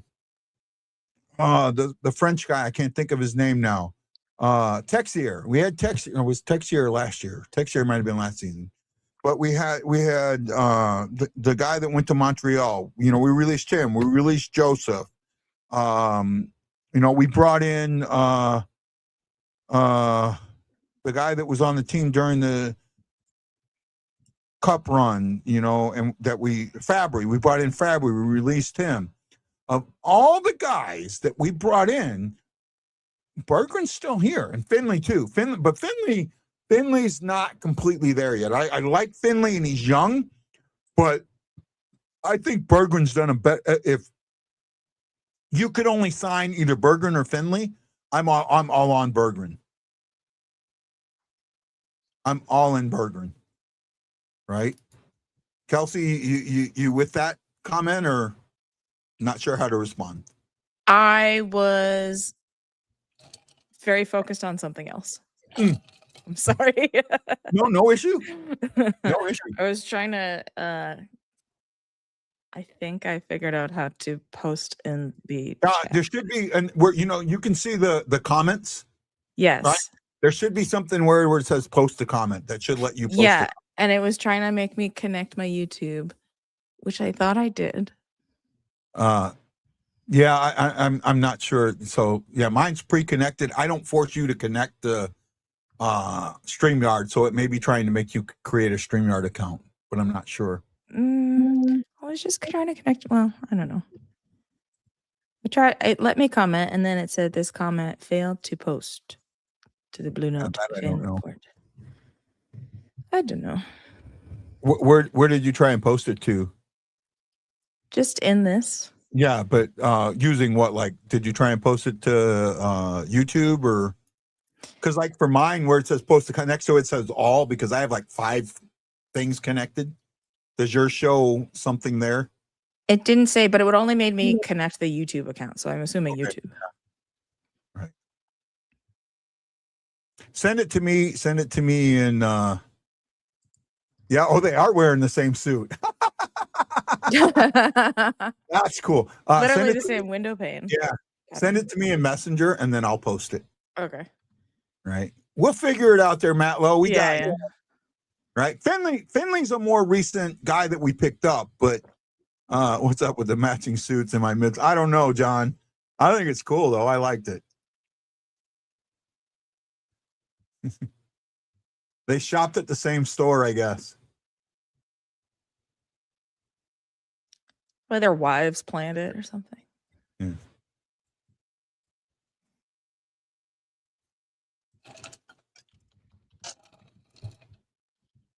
He took his goatee away. Where'd the goatee go? I like the goatee. He was rocking the goatee the last couple of games. His face looks so naked. Yeah, he looks babyish now. I thought he looked good with the goatee. He needs to bring it back. He had a Hawaii Blues fan going. And then Matt Lowe brings it up too. Monty shaved I like the goatee. Because it did. His goatee was the same as mine. Gray down here and a little darker on the mustache. I like that. Had a little gradient. Yeah. Right. Mine used to be like really dark up in here. And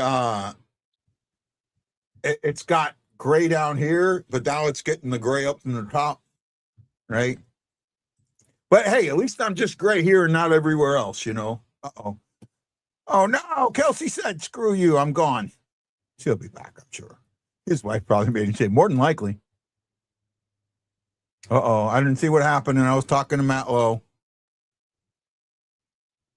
What do we got here?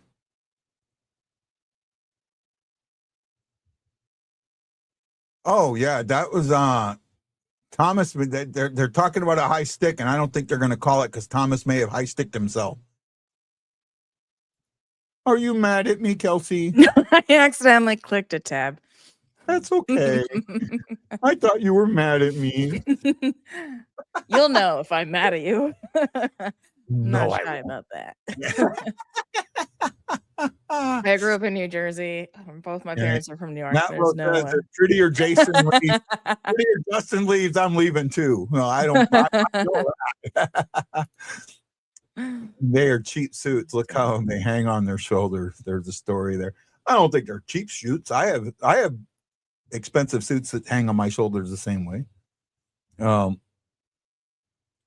that anyone asked, Wisconsin University is headed for the championship, and Michigan leads Denver after one period. Do we have anybody on Wisconsin or Denver, or Michigan or Denver? Naren, you might know that. I don't know. We might. But isn't the kid, the number McKenna, isn't he on Denver? Or is he on Michigan? I thought they were snazzy too. I like the suits. Right? I should show Kelsey my suit. I might have to do that at the intermission. I think the jacket's here, yeah. I have to show you my suit jacket. I think you'll like it. That's not ominous or anything. No. Just you gotta trust me. Okay. I don't believe we do. I'm just a huge Michigan Wolverine fan. Oh, McKenna's Penn State. Okay.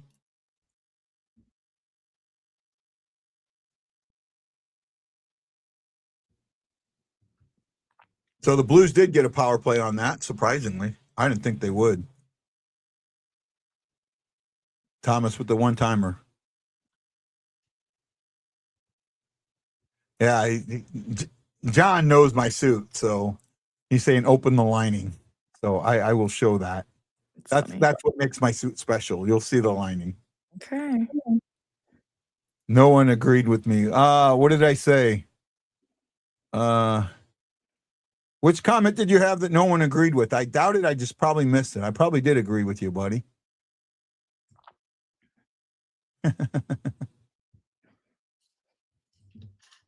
Say it again, buddy. Hence, I wanted Owen Power at one point, but still, Owen Power. Yeah, no, I think Owen Power would have been good. I don't know if we had an opportunity at Owen Power. I'd have to think. I don't remember enough. With that draft that we got Dvorsky, I honestly wanted Benson. I thought Benson at number 10 would have been the perfect fit. But again, and people have said this, you don't know that Benson would have gotten the same opportunity here that he got in Buffalo. And that's a true case, because he got to play right away in Buffalo. And he may not have gotten to play right away here. But who knows? Maybe he comes into camp and Carbonneau probably got really close to being able to play in his first year. Oh, great save, Bennington. Great save.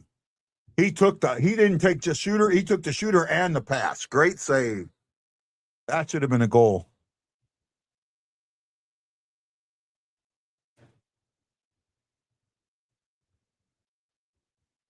No, that ain't good.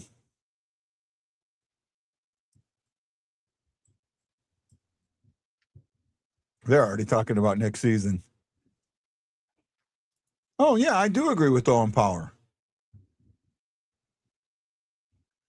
I would like to get Otto's brother. I think he's the guy. I think Otto's brother is the guy that the Blues are targeting. I really do. I remember Owen Power being a high-powered draft pick, like a second or a third pick, or maybe even higher. I don't think the Blues actually had a shot at Owen Power. I could be wrong, but I don't remember.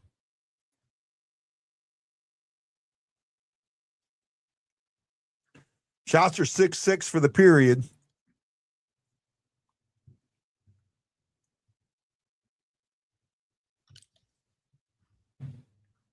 Oh, that sucked. Yeah. I didn't like that. Yeah. Yeah, we wouldn't have had an opportunity to Owen Power there, Aaron. Yeah, they were buzzing. That goal does not surprise me at all.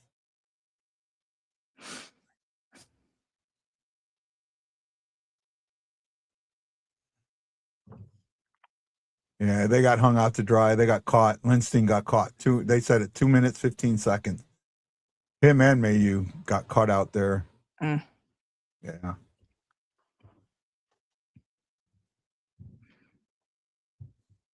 Well, now you got to answer. Find that answer. You got 5 minutes, 49 seconds to find that answer before we get to the third period. Find it.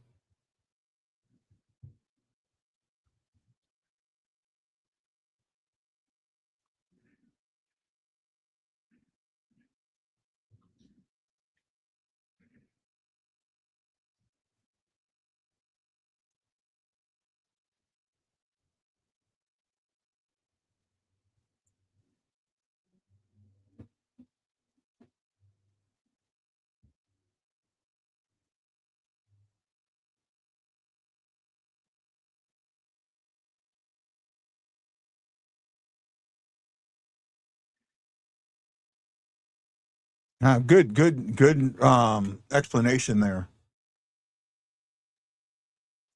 Yeah, they you don't have to call them the S Hawks. Be nice. Wendy's a friend. Remember that. Wendy is a friend, right? And I call them the Crap Hawks. I try and I try and not make it. That's so much better. It is, right? Same. It's the exact same sentiment.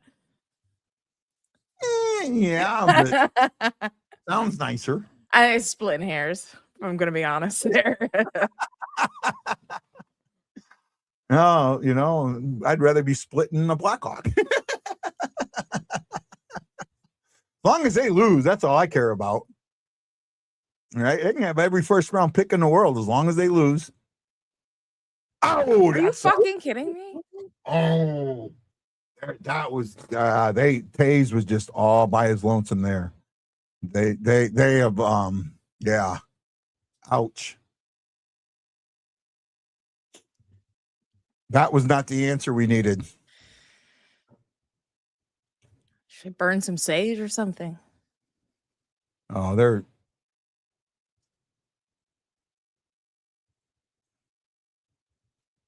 Oh, Tucker lost his stick.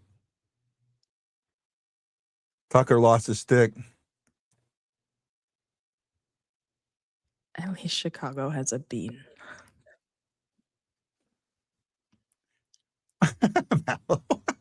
You gotta love these people. You gotta love my fans. You gotta love them. Love them to death. Of course. Marianne Holmes, thank you.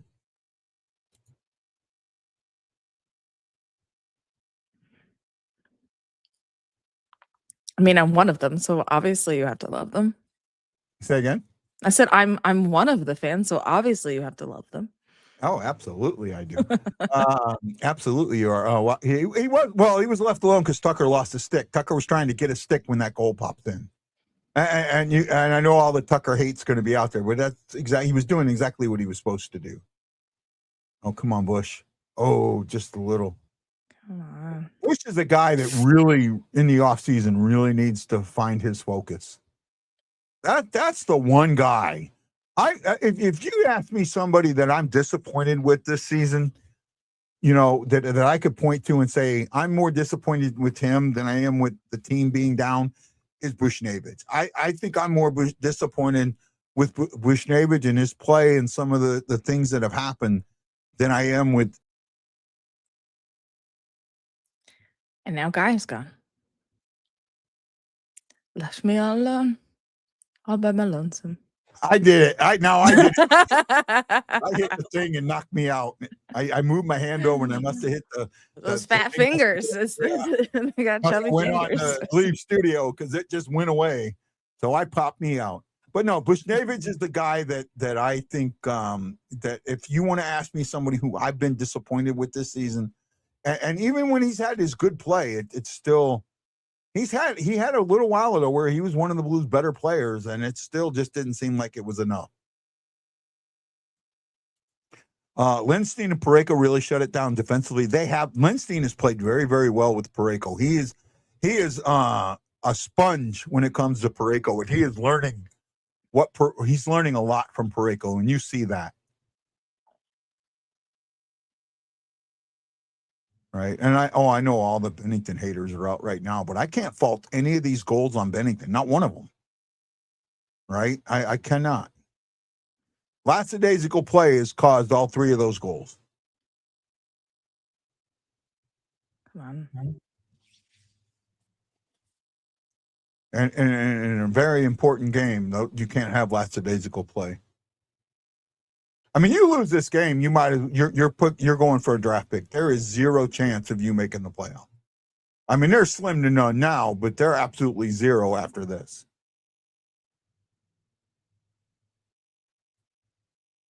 I don't know. I honestly don't know. I don't know if he has a different plan or if I think sometimes subconsciously players play differently depending on who's in net. They know that they've got to cover certain things that they know with one goalie that they don't with another. That's the way I think it is. But that's a great question, John. Come on, get it out of there.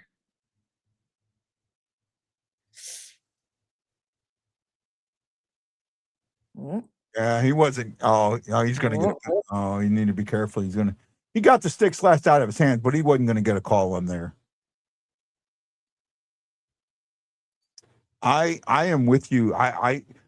He's taken a lot of heat for this, and the heat has gone in the wrong spot.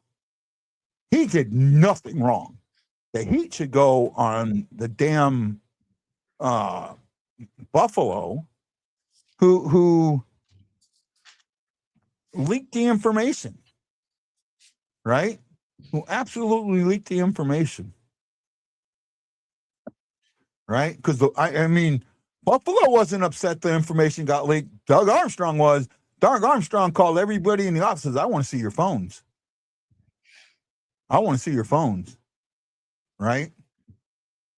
And while that's a great sentiment, whoever did it probably did it from a burner phone. I know I would, but I wouldn't. If I was in that situation, I don't think I'd put that information on. I think I'd be a little bit, where's the value? Unless you're getting paid, And I do realize that some of these guys that are in some of these lower end guys do not make a lot of money, right? You would think guys that are like would be, player personnel guys, or some of these guys that would be in on the call make a lot. Some of them don't make more than 50 grand, right? And in today's economy, 50 grand ain't nothing, right? Especially when you're dealing with players making millions. And if a reporter's willing to offer me, for every good tip you give me $100, it might be worth it, or even $1,000. I say surely it's more than $100. Yeah, but you're thinking about $1,000 or something like that. Something that makes it worth your while, maybe, right? But again, I put it on the reporter. Not the person that leaked it. I put it on the reporter. Just because you know something doesn't mean you should say something. Right?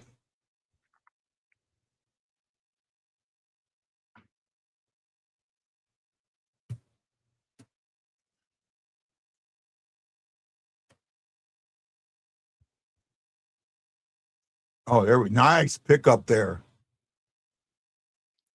Nice. See, that's what Kyrou does, and everybody doesn't give him any credit for moves like that. That was absolute a great play there by him. The Blues lost the faceoff, but Kyrou ends up getting it.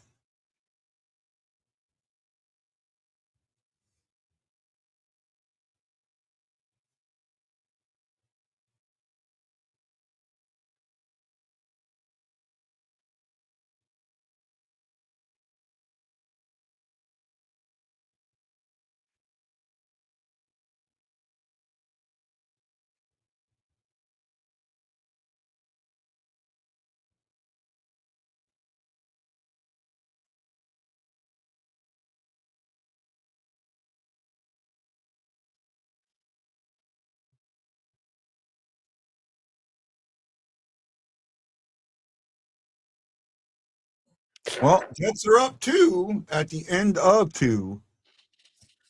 Blues are going to have to come out with and play like they got nothing to lose.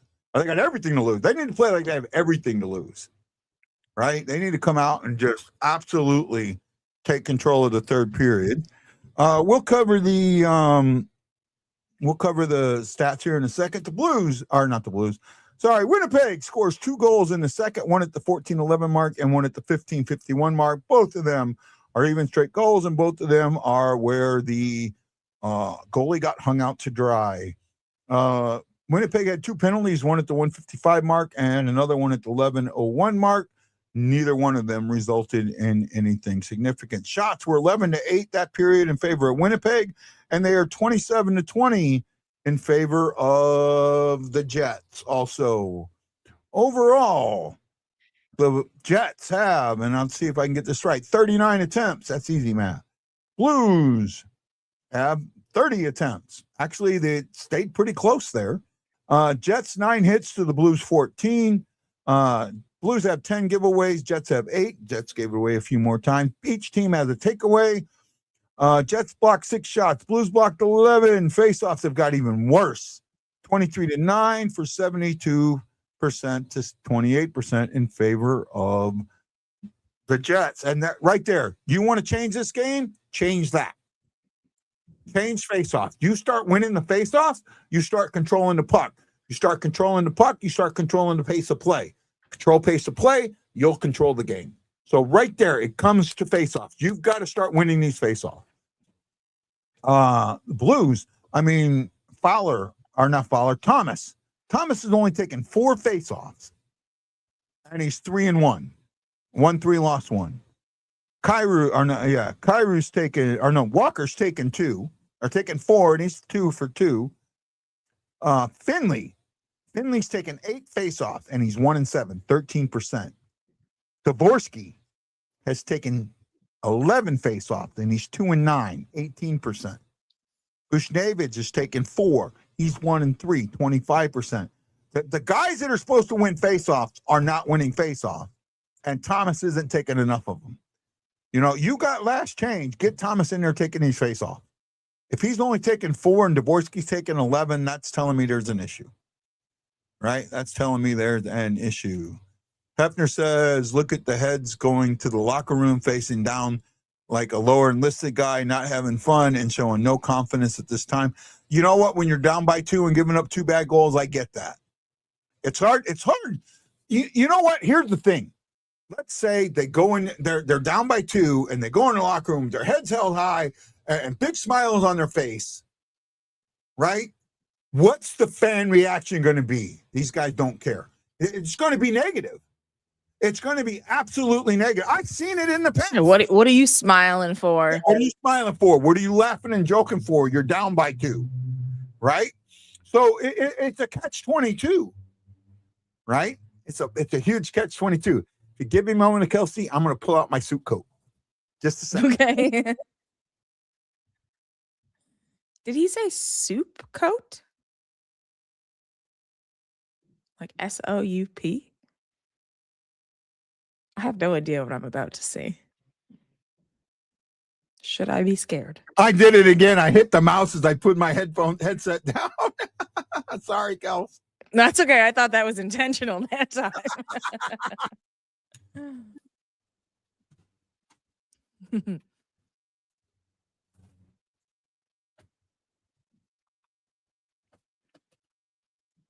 do do do do do do do do do do. So this is my dark blue suit. Okay. Right? And now let's see if you can see the inside of it. Mm-hmm. Mm-hmm. I actually have one that's a lighter blue, but it doesn't have. But there you go. Uh-huh. Uh-huh. All right. And it actually says here in the pocket, it says Hawaii Blues fan on it. Well, there you go.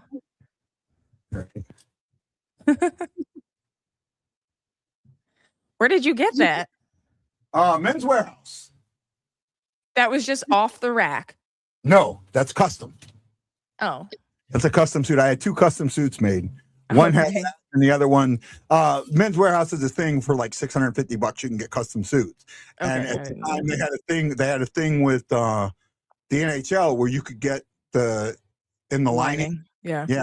And then they put your name in the suit and in the pants, and they, so I have a reunion coming up in September. That's why I'm coming home. Mm-hmm. So I'm probably going to end up wearing my blue suit. Nice. Right. I got it. Nice. I went to Michael Dante's wedding, and that's one of the reasons I got that suit was for his wedding. Right? The coconut bra.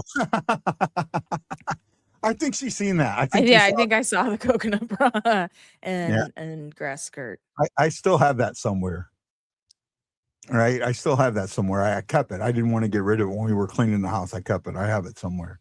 Taze didn't get left alone. Tucker had a broken stick because he threw it down, so it had to be a broken stick. And maybe he shouldn't have gone to try and get another stick so quick. But he's a younger guy too. So. Oh, look, a Men's Warehouse ad. Say again. There's a Men's Warehouse ad just came on the TV.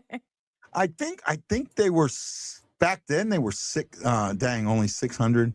Had 2 made in Korea for 80. Yeah, they last though.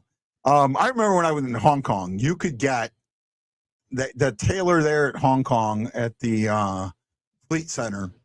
You could get for $400, $500. You could get 2 suits, 5 or 6 shirts, and I mean custom made satin underwear, and I mean the socks. They did everything but the shoes, right?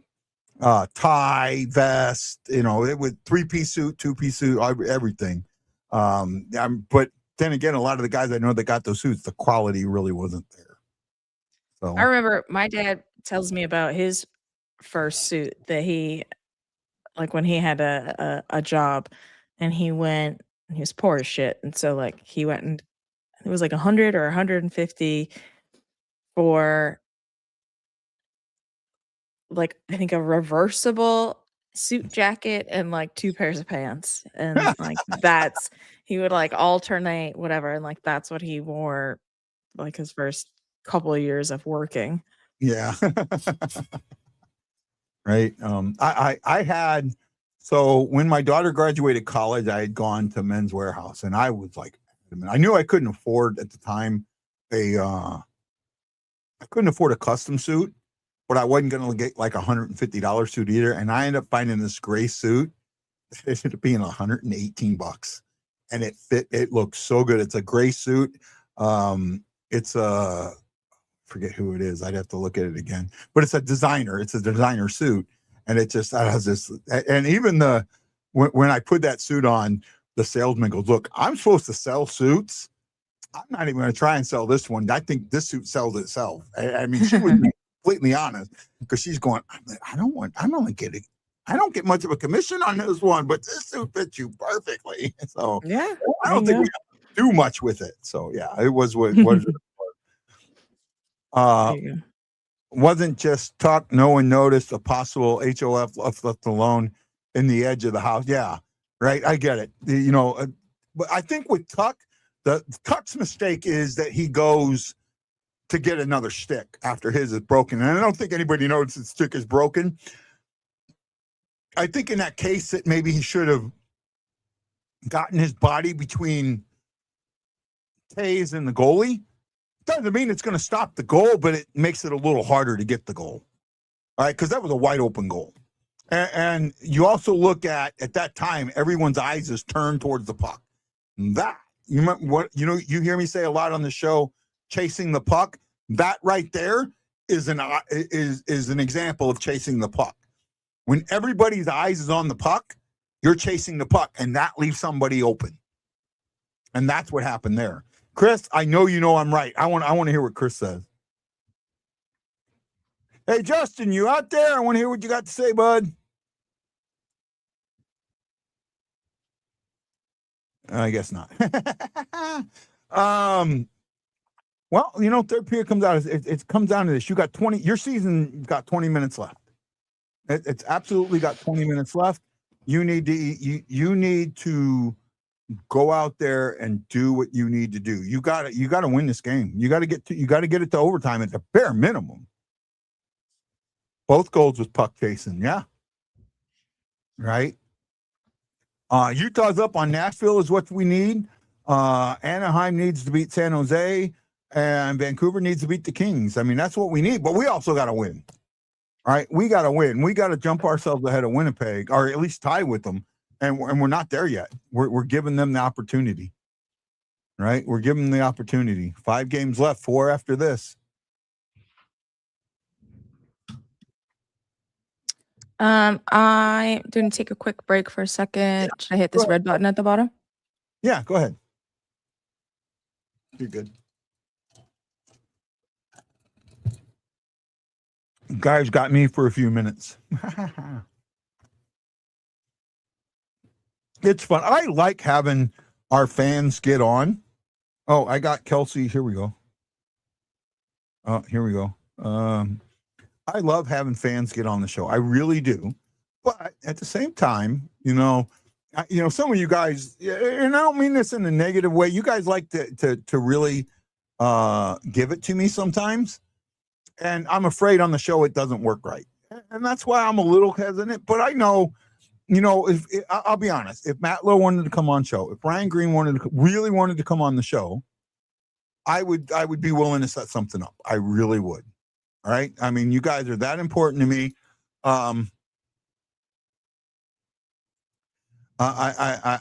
You guys are important to me, and I think it'd be fun, but I just need to make sure that there's an understanding sometimes, And by the way, this is for you, Matt Lowe. If you're still there, this is Kelsey's link. I finally found it. Right, there you go. Put it in a bunch of ways. Now, the problem is you may not be able to click on it. Hopefully you can, but there's the link. Right? Can you see it there, Matt Lowe? That is the link to her podcast. I appreciate you, Matt. Well, even the battles we've had are fun. Sometimes I struggle with them, but the battles are fun.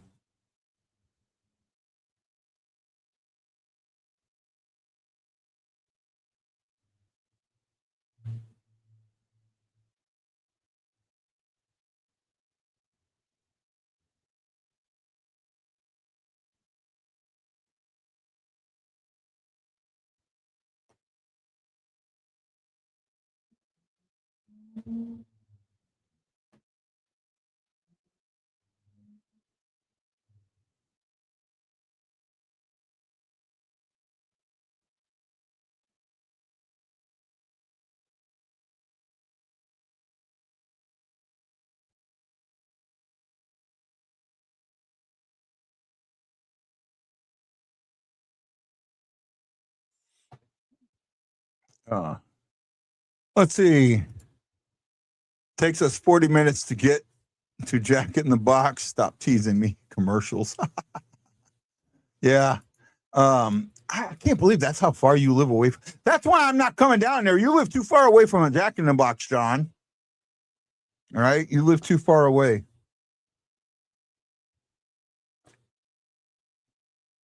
You live too far away. By the way, John, and I'll say this in open air, go ahead and pick your dates for yourself, because I'm not going to pick my dates for certain until I see the schedule come out, and that might be too long for you guys to make, for her to make her vacation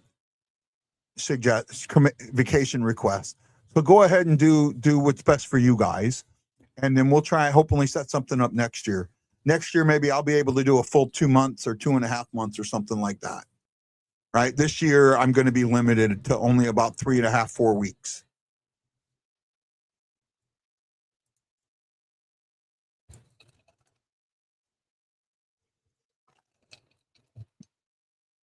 Well, hopefully they're minus 21 in the third, but the Blues aren't much better. In the third, the Blues are -1, which is good. But in the second, the Blues were -16. Now they're -18. That number kind of jumped back up. So, you gotta come out in the third and play some of your best hockey you played all season. All right, you have to come out and play some of the best hockey you played all season in this next period. You got to come out chippy, you got to come out hot, and you got to come out and own the puck. And you most absolutely have to win face-offs. Right? Face-offs. Right now, you are being beat 72%. You're only winning 28% of your face-off. By the end of this period, by the end of this game, that number's got to be even. Right? That number's got to be even. You've got to win almost every single face-off in the next period.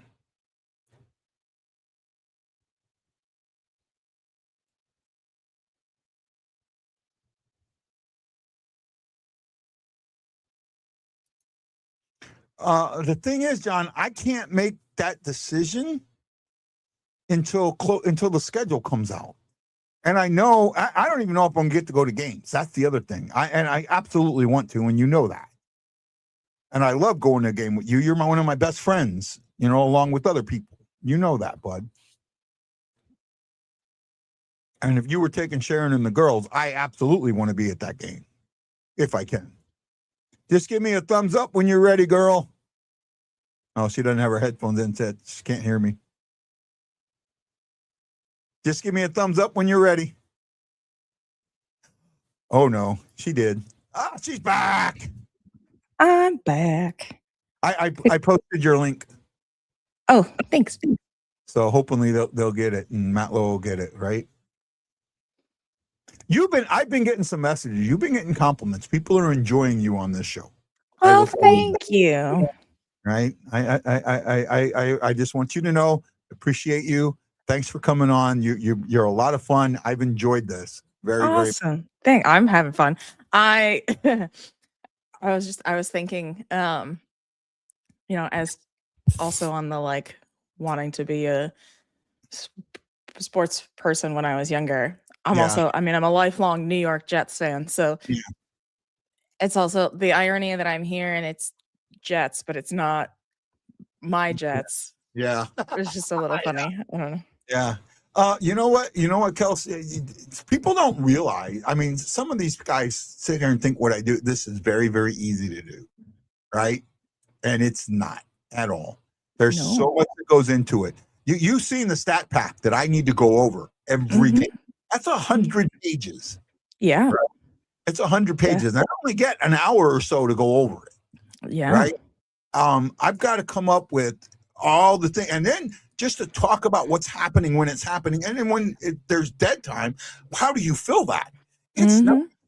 John Hefner used to tell me, oh, what you do, not that hard. He came and sat in a show while I was in St. Louis last year, just sat there next to me, right, with Justin at his house and him sitting there. He was like, at the end of it, how do you do that? How do you do all of that? Because, I'm running the soundboard. I've got him. He's talking with his mic.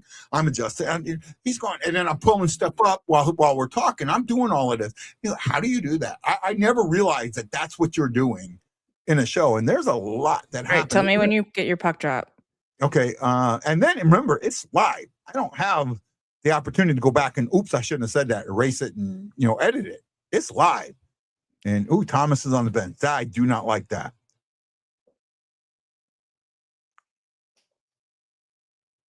And puck drop. Schaeferly wins that one. Okay. How far ahead was I? I was a bit far ahead. Mm-hmm. I actually haven't, normally I up 9. You know what? I'm behind, so don't pause your jet. I'm going to jump ahead. At the next face-off, I will call out puck drop because I just jumped ahead. I'm now at 19-12 and counting. Okay, wow. All right, now I'm closer. Well, here's Wendy we were all talking about.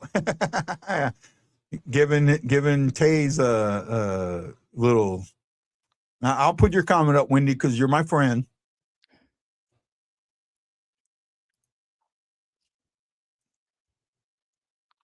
Oh, nice movement. Come on, get this puck movement going.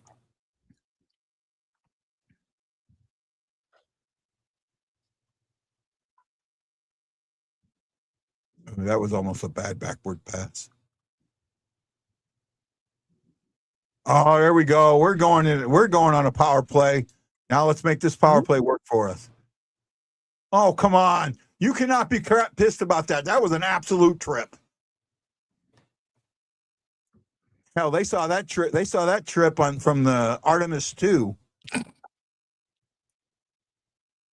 Right?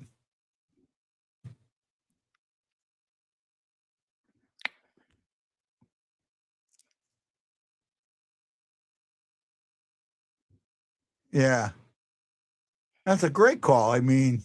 Oh, yeah. Come on.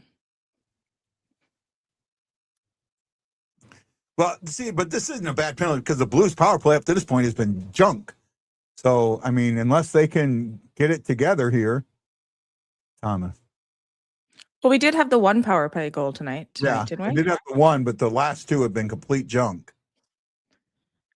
No, but that one power play goal, I think, is better than our that's power plays the last couple games. But again, this is the importance of this game makes the power play even more important. No, I'm not. Amen to that. Yes. Yeah, I'm not dissing you, Kelsey. Don't take it. No, I know. No, I know. Right. Absolutely not dissing you. You're right. But the last 2 power plays were absolute junk. And this isn't, most games I could get away with that. This game has too much importance on it for me to see that. Oh, Thomas. Thomas is having a bad game. Uh-oh.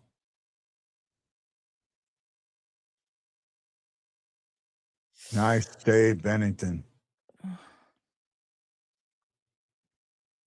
Got a minute to make something happen.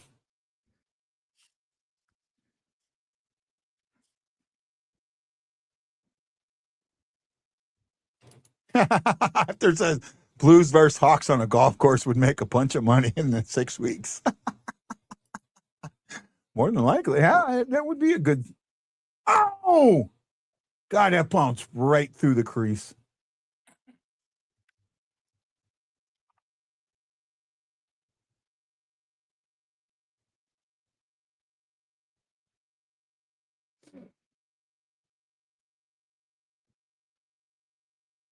Oh, they're around the putt. This has been a better. Oh, that could have been called again. Come on, Mayu. Last 10. They got 4 shots on this one, or 3 shots on this one.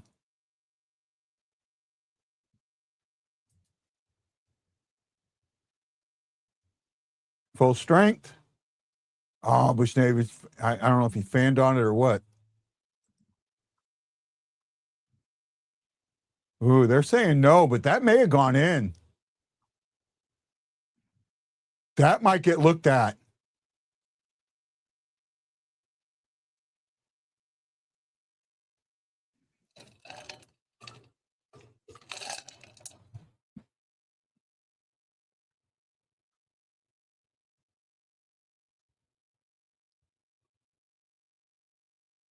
There we go.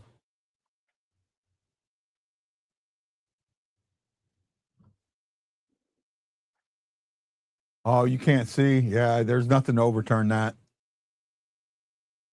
Yeah, you couldn't see it under his pads. Good job, Hollabuck, because I think that puck went in.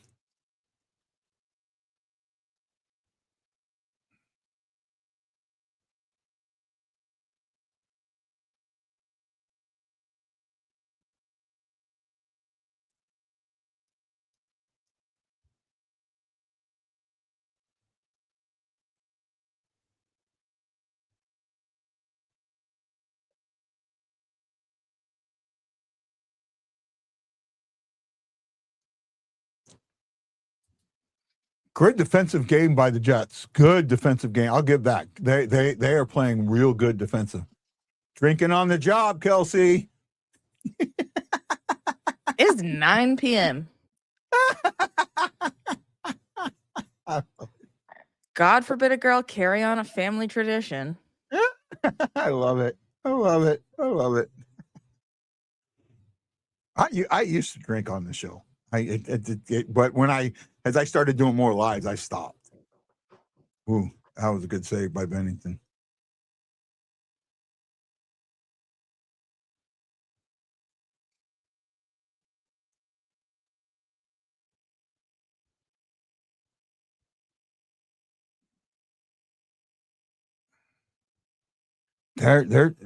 Oh, I know what's happening in this game. Oh, I see it. I see it. I see it. Anybody else see it? Anybody else see something happening in this game? I see it right now. It took me a moment, but I see it. I wonder if somebody sees something that I'm seeing.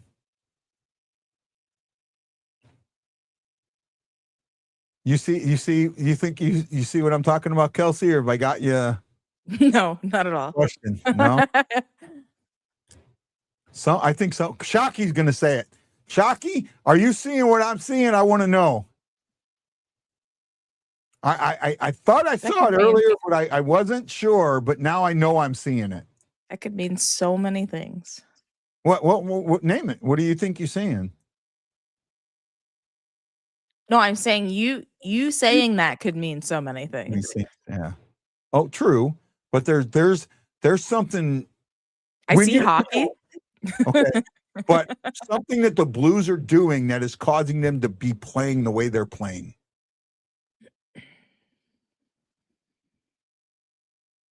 And I didn't see it at first. I thought I saw it, but now I absolutely see it.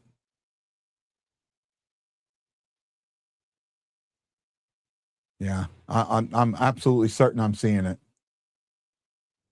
Oh, Neighbors, right where you needed to be and couldn't get your stick on it. Yeah. Yeah, I see it. Absolutely. Not shots from the outside. Well, those two things that you're saying go hand in hand with what I'm seeing. They're pressing. The Blues are pressing, and when you press, you make mistakes. I am seeing all these mistakes from the Blues pressing because of the importance of this game. That is my observation. Oh, right on the red line.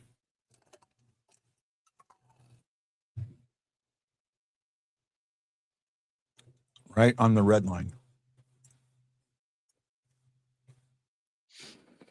The missed pucks, the bad passes, they're pressing.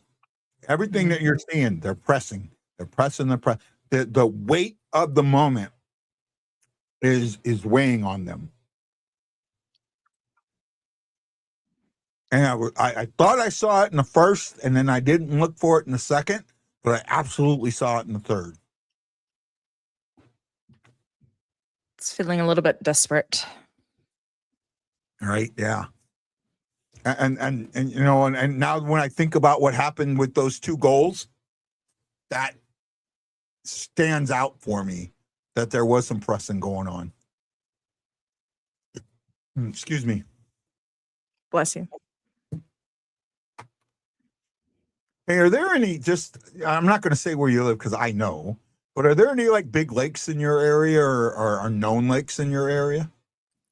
Well, like, don't say the name of it because I don't want you to give away where you're at. Well, like, I don't know. The lakes are numbered, but I'm in like bush wildlife area. Yeah, I know the bush wildlife. Yeah, I fish there a lot. I thought you lived further out than that. No. Yeah. I'm pretty much like there. Oh, okay. Yeah. I go to bush a lot. I like bush. Okay, yeah. I mean, that's also like a huge ass. It's not totally narrowing it. It's a huge ass area. It's not, totally narrowing it down. But I enjoy fishing at bush. I really want to fish more.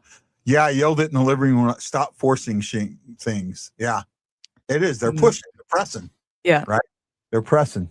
I knew. And you can see what's happening. And you know what? It should have come on to me with the face offs. Them losing a face off that bad. That's what happens when you press. Right. When you're pressing and you're not letting the game come to you. You're trying to go to the game. You gotta, that's chasing the puck too. Gotta let the game come to you. You gotta stop. Yes, it's important. Everything's important, but let the flow happen. Let the flow happen. Let the things happen. Don't press the issue. Don't force the issue. Let the things happen the way they're supposed to happen, naturally. That's where they make the mistakes.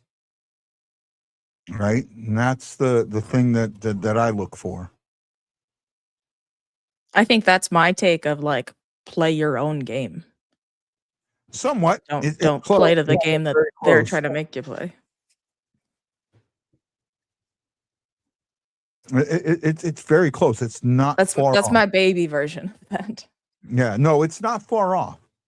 It's not far off. But the pressing, sometimes the pressing doesn't come from not playing your game. It comes from other things, the moment and things like that. You can play just compared to like what was working. Yeah. Like that's not working. You can play your game and still be pressing. Right. You can play your game and still be pressing. That's the difference. Yes. There.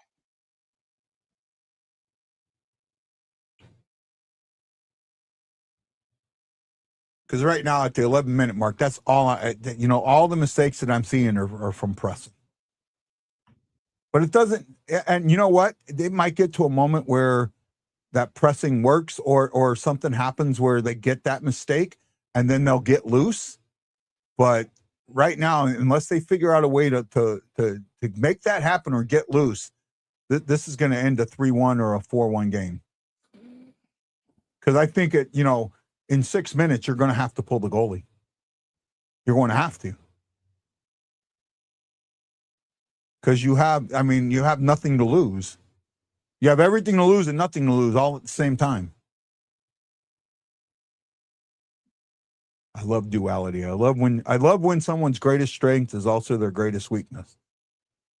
And you can be in a position where you have everything to lose and nothing to lose at the exact same time. There you go. There you go. Let it happen. Let it happen. Get some naturality in it. Let it happen. Move. Keep moving. Keep your feet moving. There you go. As soon as the puck falls off the stick, they get it's like they panic. Yeah, they keep panicking. They panic. And you see that high stick.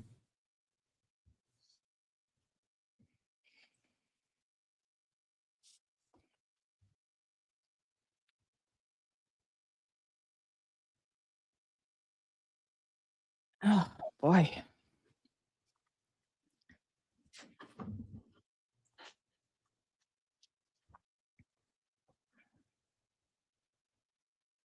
Need a little adrenaline, a little fight. Yeah, hopefully we'll get something.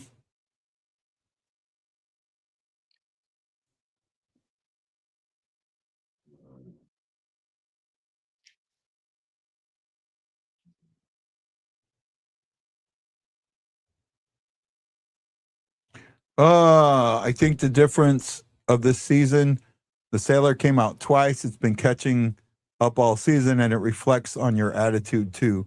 You know what, John? I get that. And some people, here's the thing, right? And I know what he's talking about is when I just let loose, the don't watch my mouth, just say what I'm thinking. It's what they call letting the sailor out. And while I get that's fine for some people, others it's not. And I have to remember that I want I want everyone to watch the show, not just a certain subset.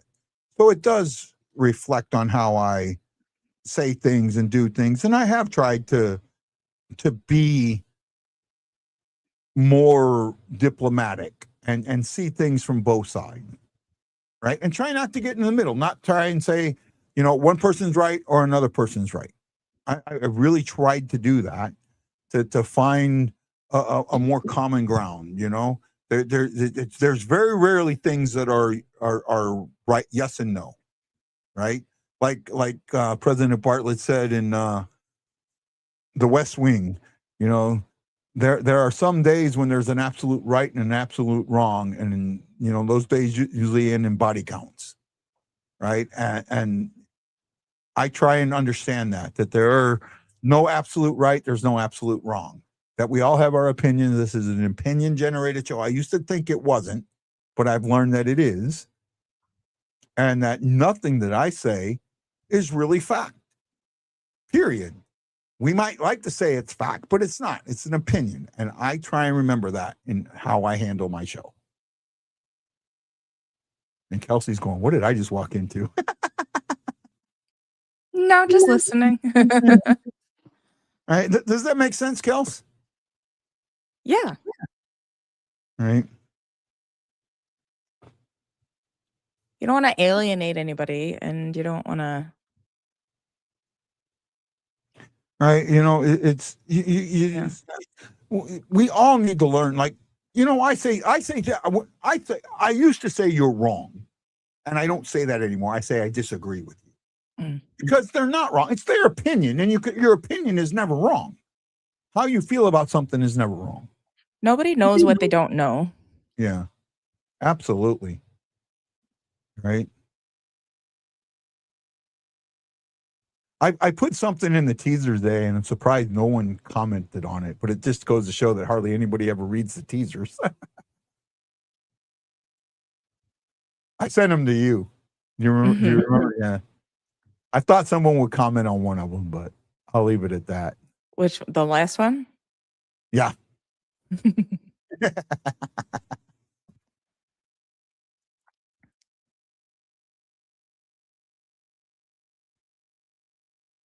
I had said something about that to you at one point.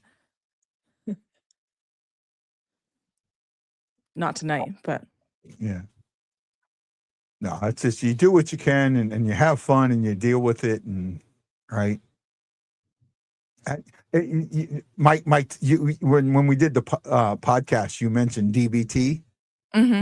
My take is DBT related right there. There you go. It was all DBT.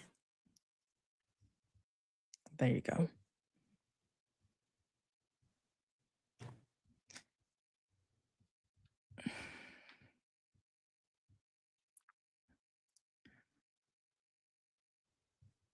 Oh, come on, boys. Time is ticking down. We're at the 8:01 mark. Desperation should be setting in. You've got to control the puck. You've got to put one in. You got to get one to get two, and that's what's important right now. Not trying to get a 2-goal, trying to score a 2-point goal, because there's no such thing. You got to get the one, right? You got to get the one. You got to get the one.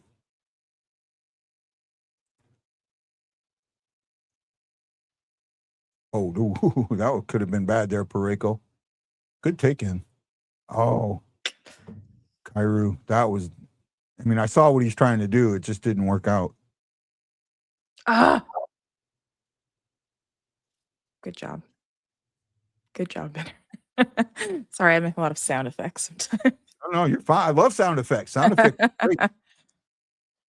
Kairu to Pareko.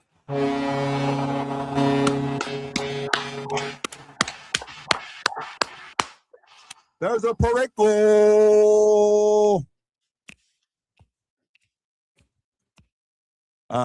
He says, John F. Kelsey, there's a bunch of us old vets that love the old fart on the left. Yeah. Right. Oh, nice. I hope I ball. didn't say anything that made anybody think otherwise. No, absolutely not. Absolutely not. Okay. Absolutely not. Right. I only give shit to people I like. So yeah, no, and we appreciate that. I don't mind it at all. I don't mind it at all. It's not fighting, it's banter. Yeah, there's a way. Well, see, that's the thing. There's a way to give shit and there's a way not to give shit. And most people don't understand that. Right? That most people do not understand it. Well, you got the one you needed. There you go. Oh, whoa. You almost got the second one you needed. Oh, divorce. Now that's what we've been wanting to see. Let's hope it doesn't lead to a mistake. Yeah. Let's just hope it doesn't lead to a mistake. Talk about a fire under their asses. Yeah. Well, I said, what did I say? You get that one, it's going to change the attitude. And now you got 6:15, and you're not looking at pulling the goalie in through 2 minutes. You have more time. You have more time, and keep that going. Keep that time going. Keep that understanding going. Keep that puck movement neck going. Collapsing? Say again? Oh, nice puck movement there. Neighbors just gets better and better. Right. That's the one thing that I think most coaches don't understand, and most teams. It's okay to take the puck backwards sometimes, as long as it's on your stick. You know, it's better to take the puck backwards than lose it. And as more coaches start understanding that, you're going to see a change in. It's the 3-on-3 mentality, right? You got to win 3-on-3. You got to keep that puck on your stick. So sometimes the best thing to do is take it out of the zone and regroup. And I don't think a lot realize that. Navy doesn't lose to Air Force every year. In fact, Air Force barely beats Navy. That's why Navy has the Commander-in-Chief trophy. John?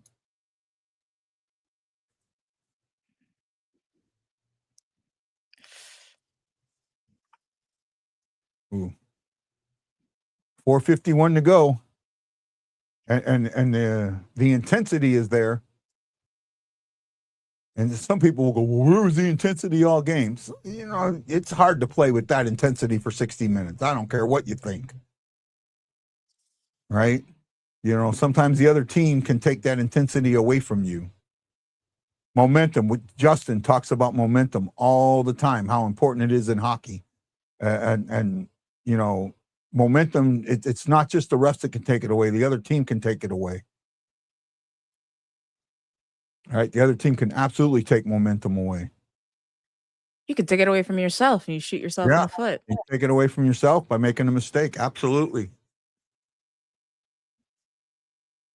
It's one thing to get beaten. It's one thing to beat yourself. Yeah. Good save by Bennington there. Got that puck out of play.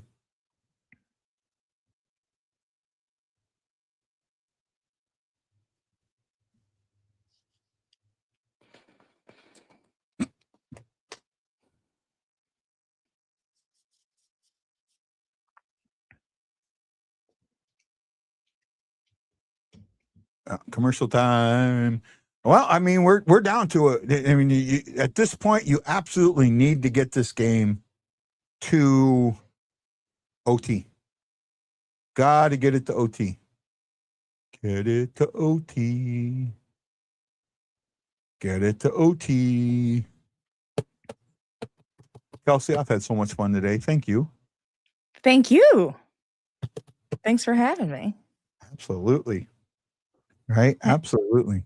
We still want to have you. We still want to have you on one more time with Justin. So maybe last game. Well, actually, last game of the season, I have a special show. I'm going to have my former co-hosts are going to be on with me. Excellent. Right. Well, Lance hasn't been a co-host, but he's been part of the show from the beginning. And he's going to be there, and Ashley's going to be there, Justin. So that one, but maybe we'll try and find another one that we can bring you on. We have 3 games left, so not so many. Yeah, running out of time. Right. The beginners on the Warriors had issue with that. I'd either skate it back or pass it back to regroup, and it spreads the other team out. Absolutely, it's an important. A lot of teams don't do this. Sometimes just controlling the puck is what you need. So if you're giving that puck up in the offensive zone, you're taking that chance away. If the play's not there, pull it out, regroup, right? And not only that, maybe you catch them in a change. That's something to think about. You pulling them out, maybe they go to change, and you can catch them in that change. So look for that, right? Anaheim is up 2-0 on San Jose. Exactly what we needed. Utah is beating Nashville 2-0. Exactly what we needed. Now we got to do what we need. Oh, that could have easily been an interference call and should have been. But right now, at this point, you're not getting a penalty call unless it's absolutely egregious. A trip or something that there's no way that they cannot not call it. Right? It's just too important of a moment.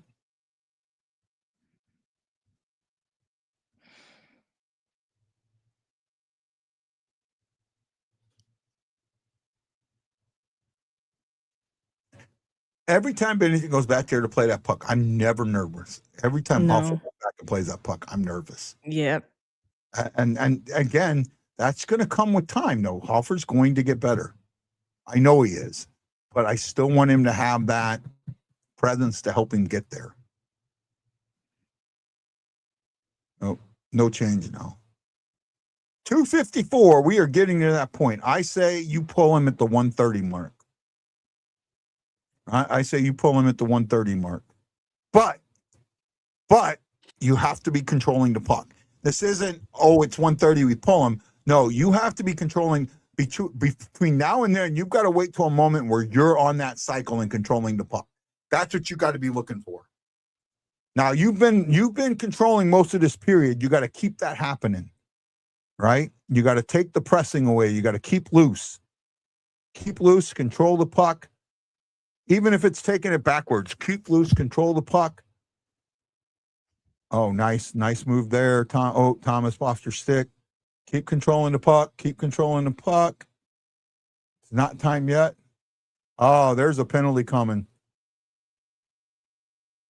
Something's coming. I've seen it go up, but I think the Blues are getting called for it. Oh, no. Oh. High sticking. Snuggie got high stick.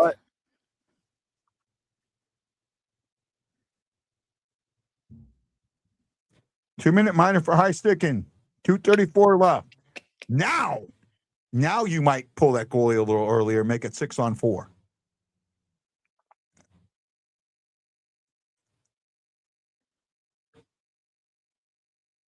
Oh yeah, he's right up in the face. There's no right in front of the ref. There's no doubt that's a penalty. Ouch. Absolutely no doubt. Here we go.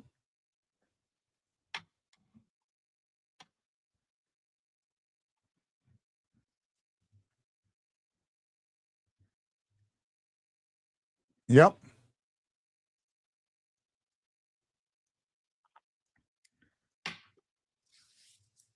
Oh, come on. Oh, nice. And that was a good entry. Pushed out. Yeah. That was a good entry, too.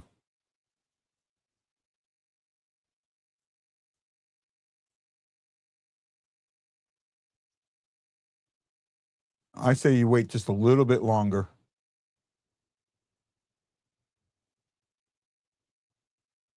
I'll make sure you don't do that. Make sure you don't do that. That's why you don't pull them yet.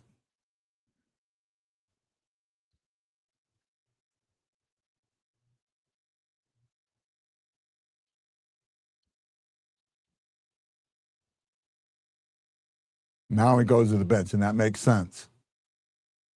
Empty net.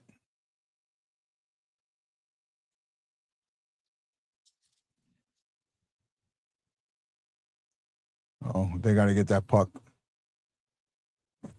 Now you got 1:11 left in your season, basically. Bite your lip and draw blood. I don't think that's going to work, John.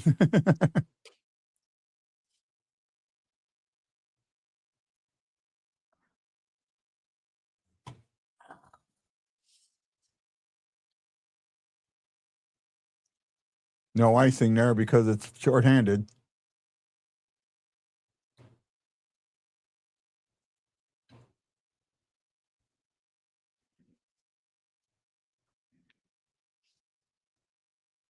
Come on, Blues! Let's go, Blues! Let's go, Blues! Let's go, Blues! Come on. They couldn't get possession on that. Oh, my goodness. Come on.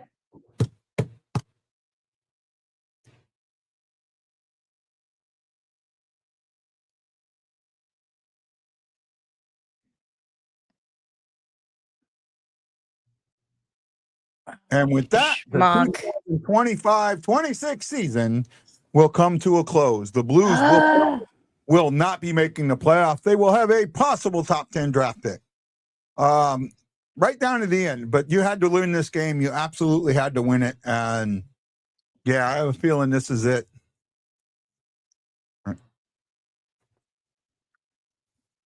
Yeah. Tough one. Welcome, Kelsey, to the end of our playoff hopes. More than likely, yeah. I think they're gone. We're not eliminated, with a chance of the perfect storm happening. 8 minutes of power play time and one shot. Yeah. And especially being 6-on-4. Right? No, they had more than one shot. I think, yeah, for the last 4, yeah. So here's Bernie. Let's see what Bernie says, and then we'll talk. Lance says it's over. Yeah, more than likely, Lance.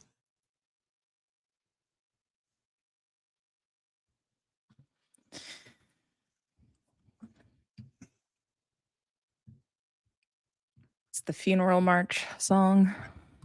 Say again? So what's the funeral march song? Yeah, the funeral song.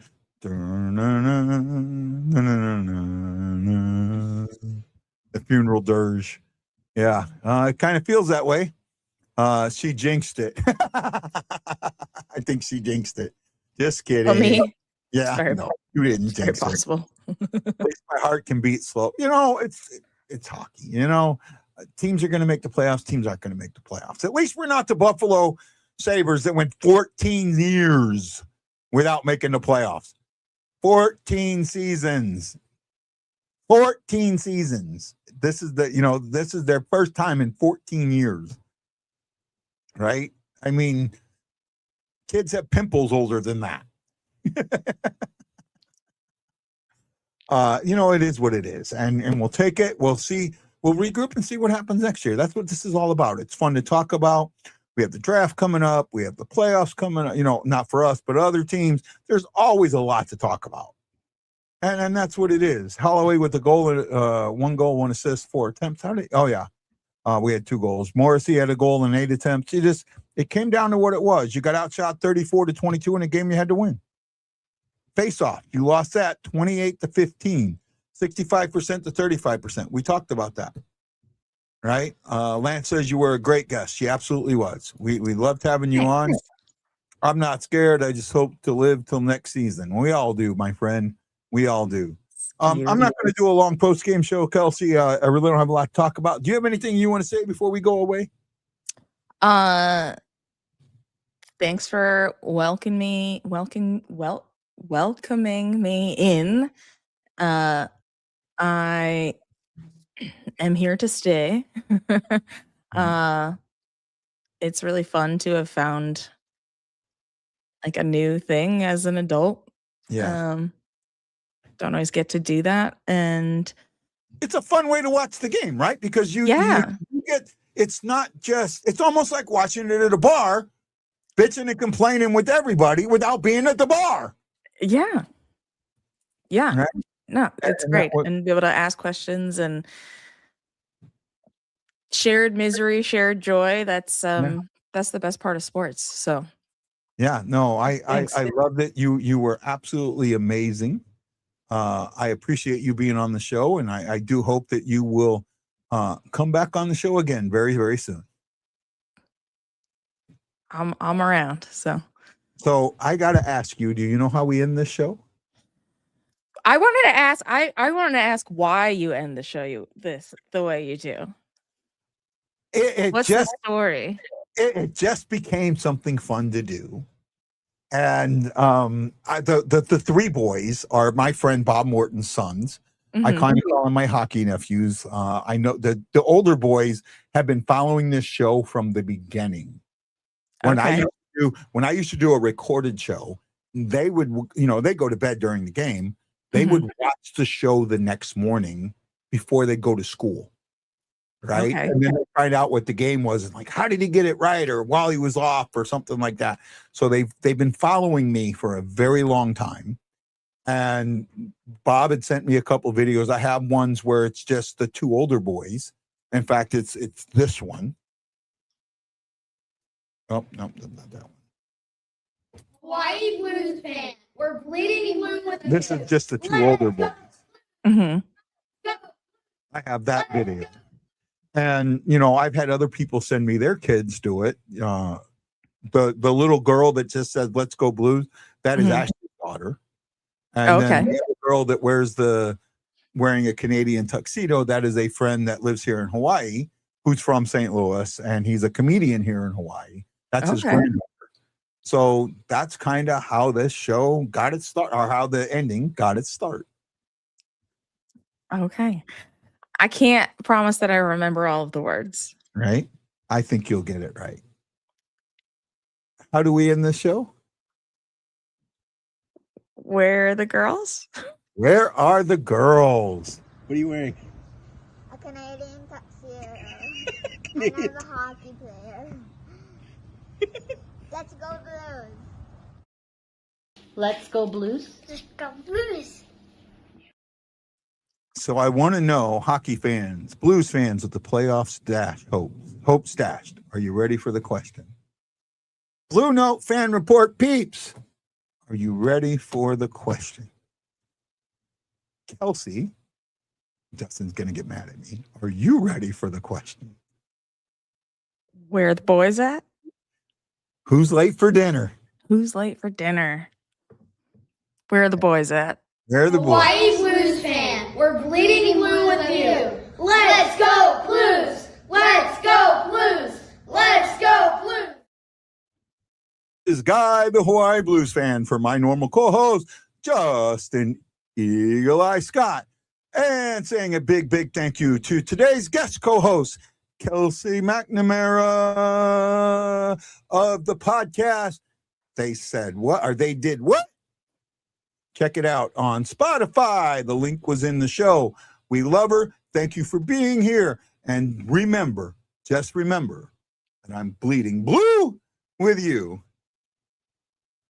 Let's go Blues. And as always, let's go Blues. Aloha mahalo, and we'll see you on the next BlueNote Fan Report.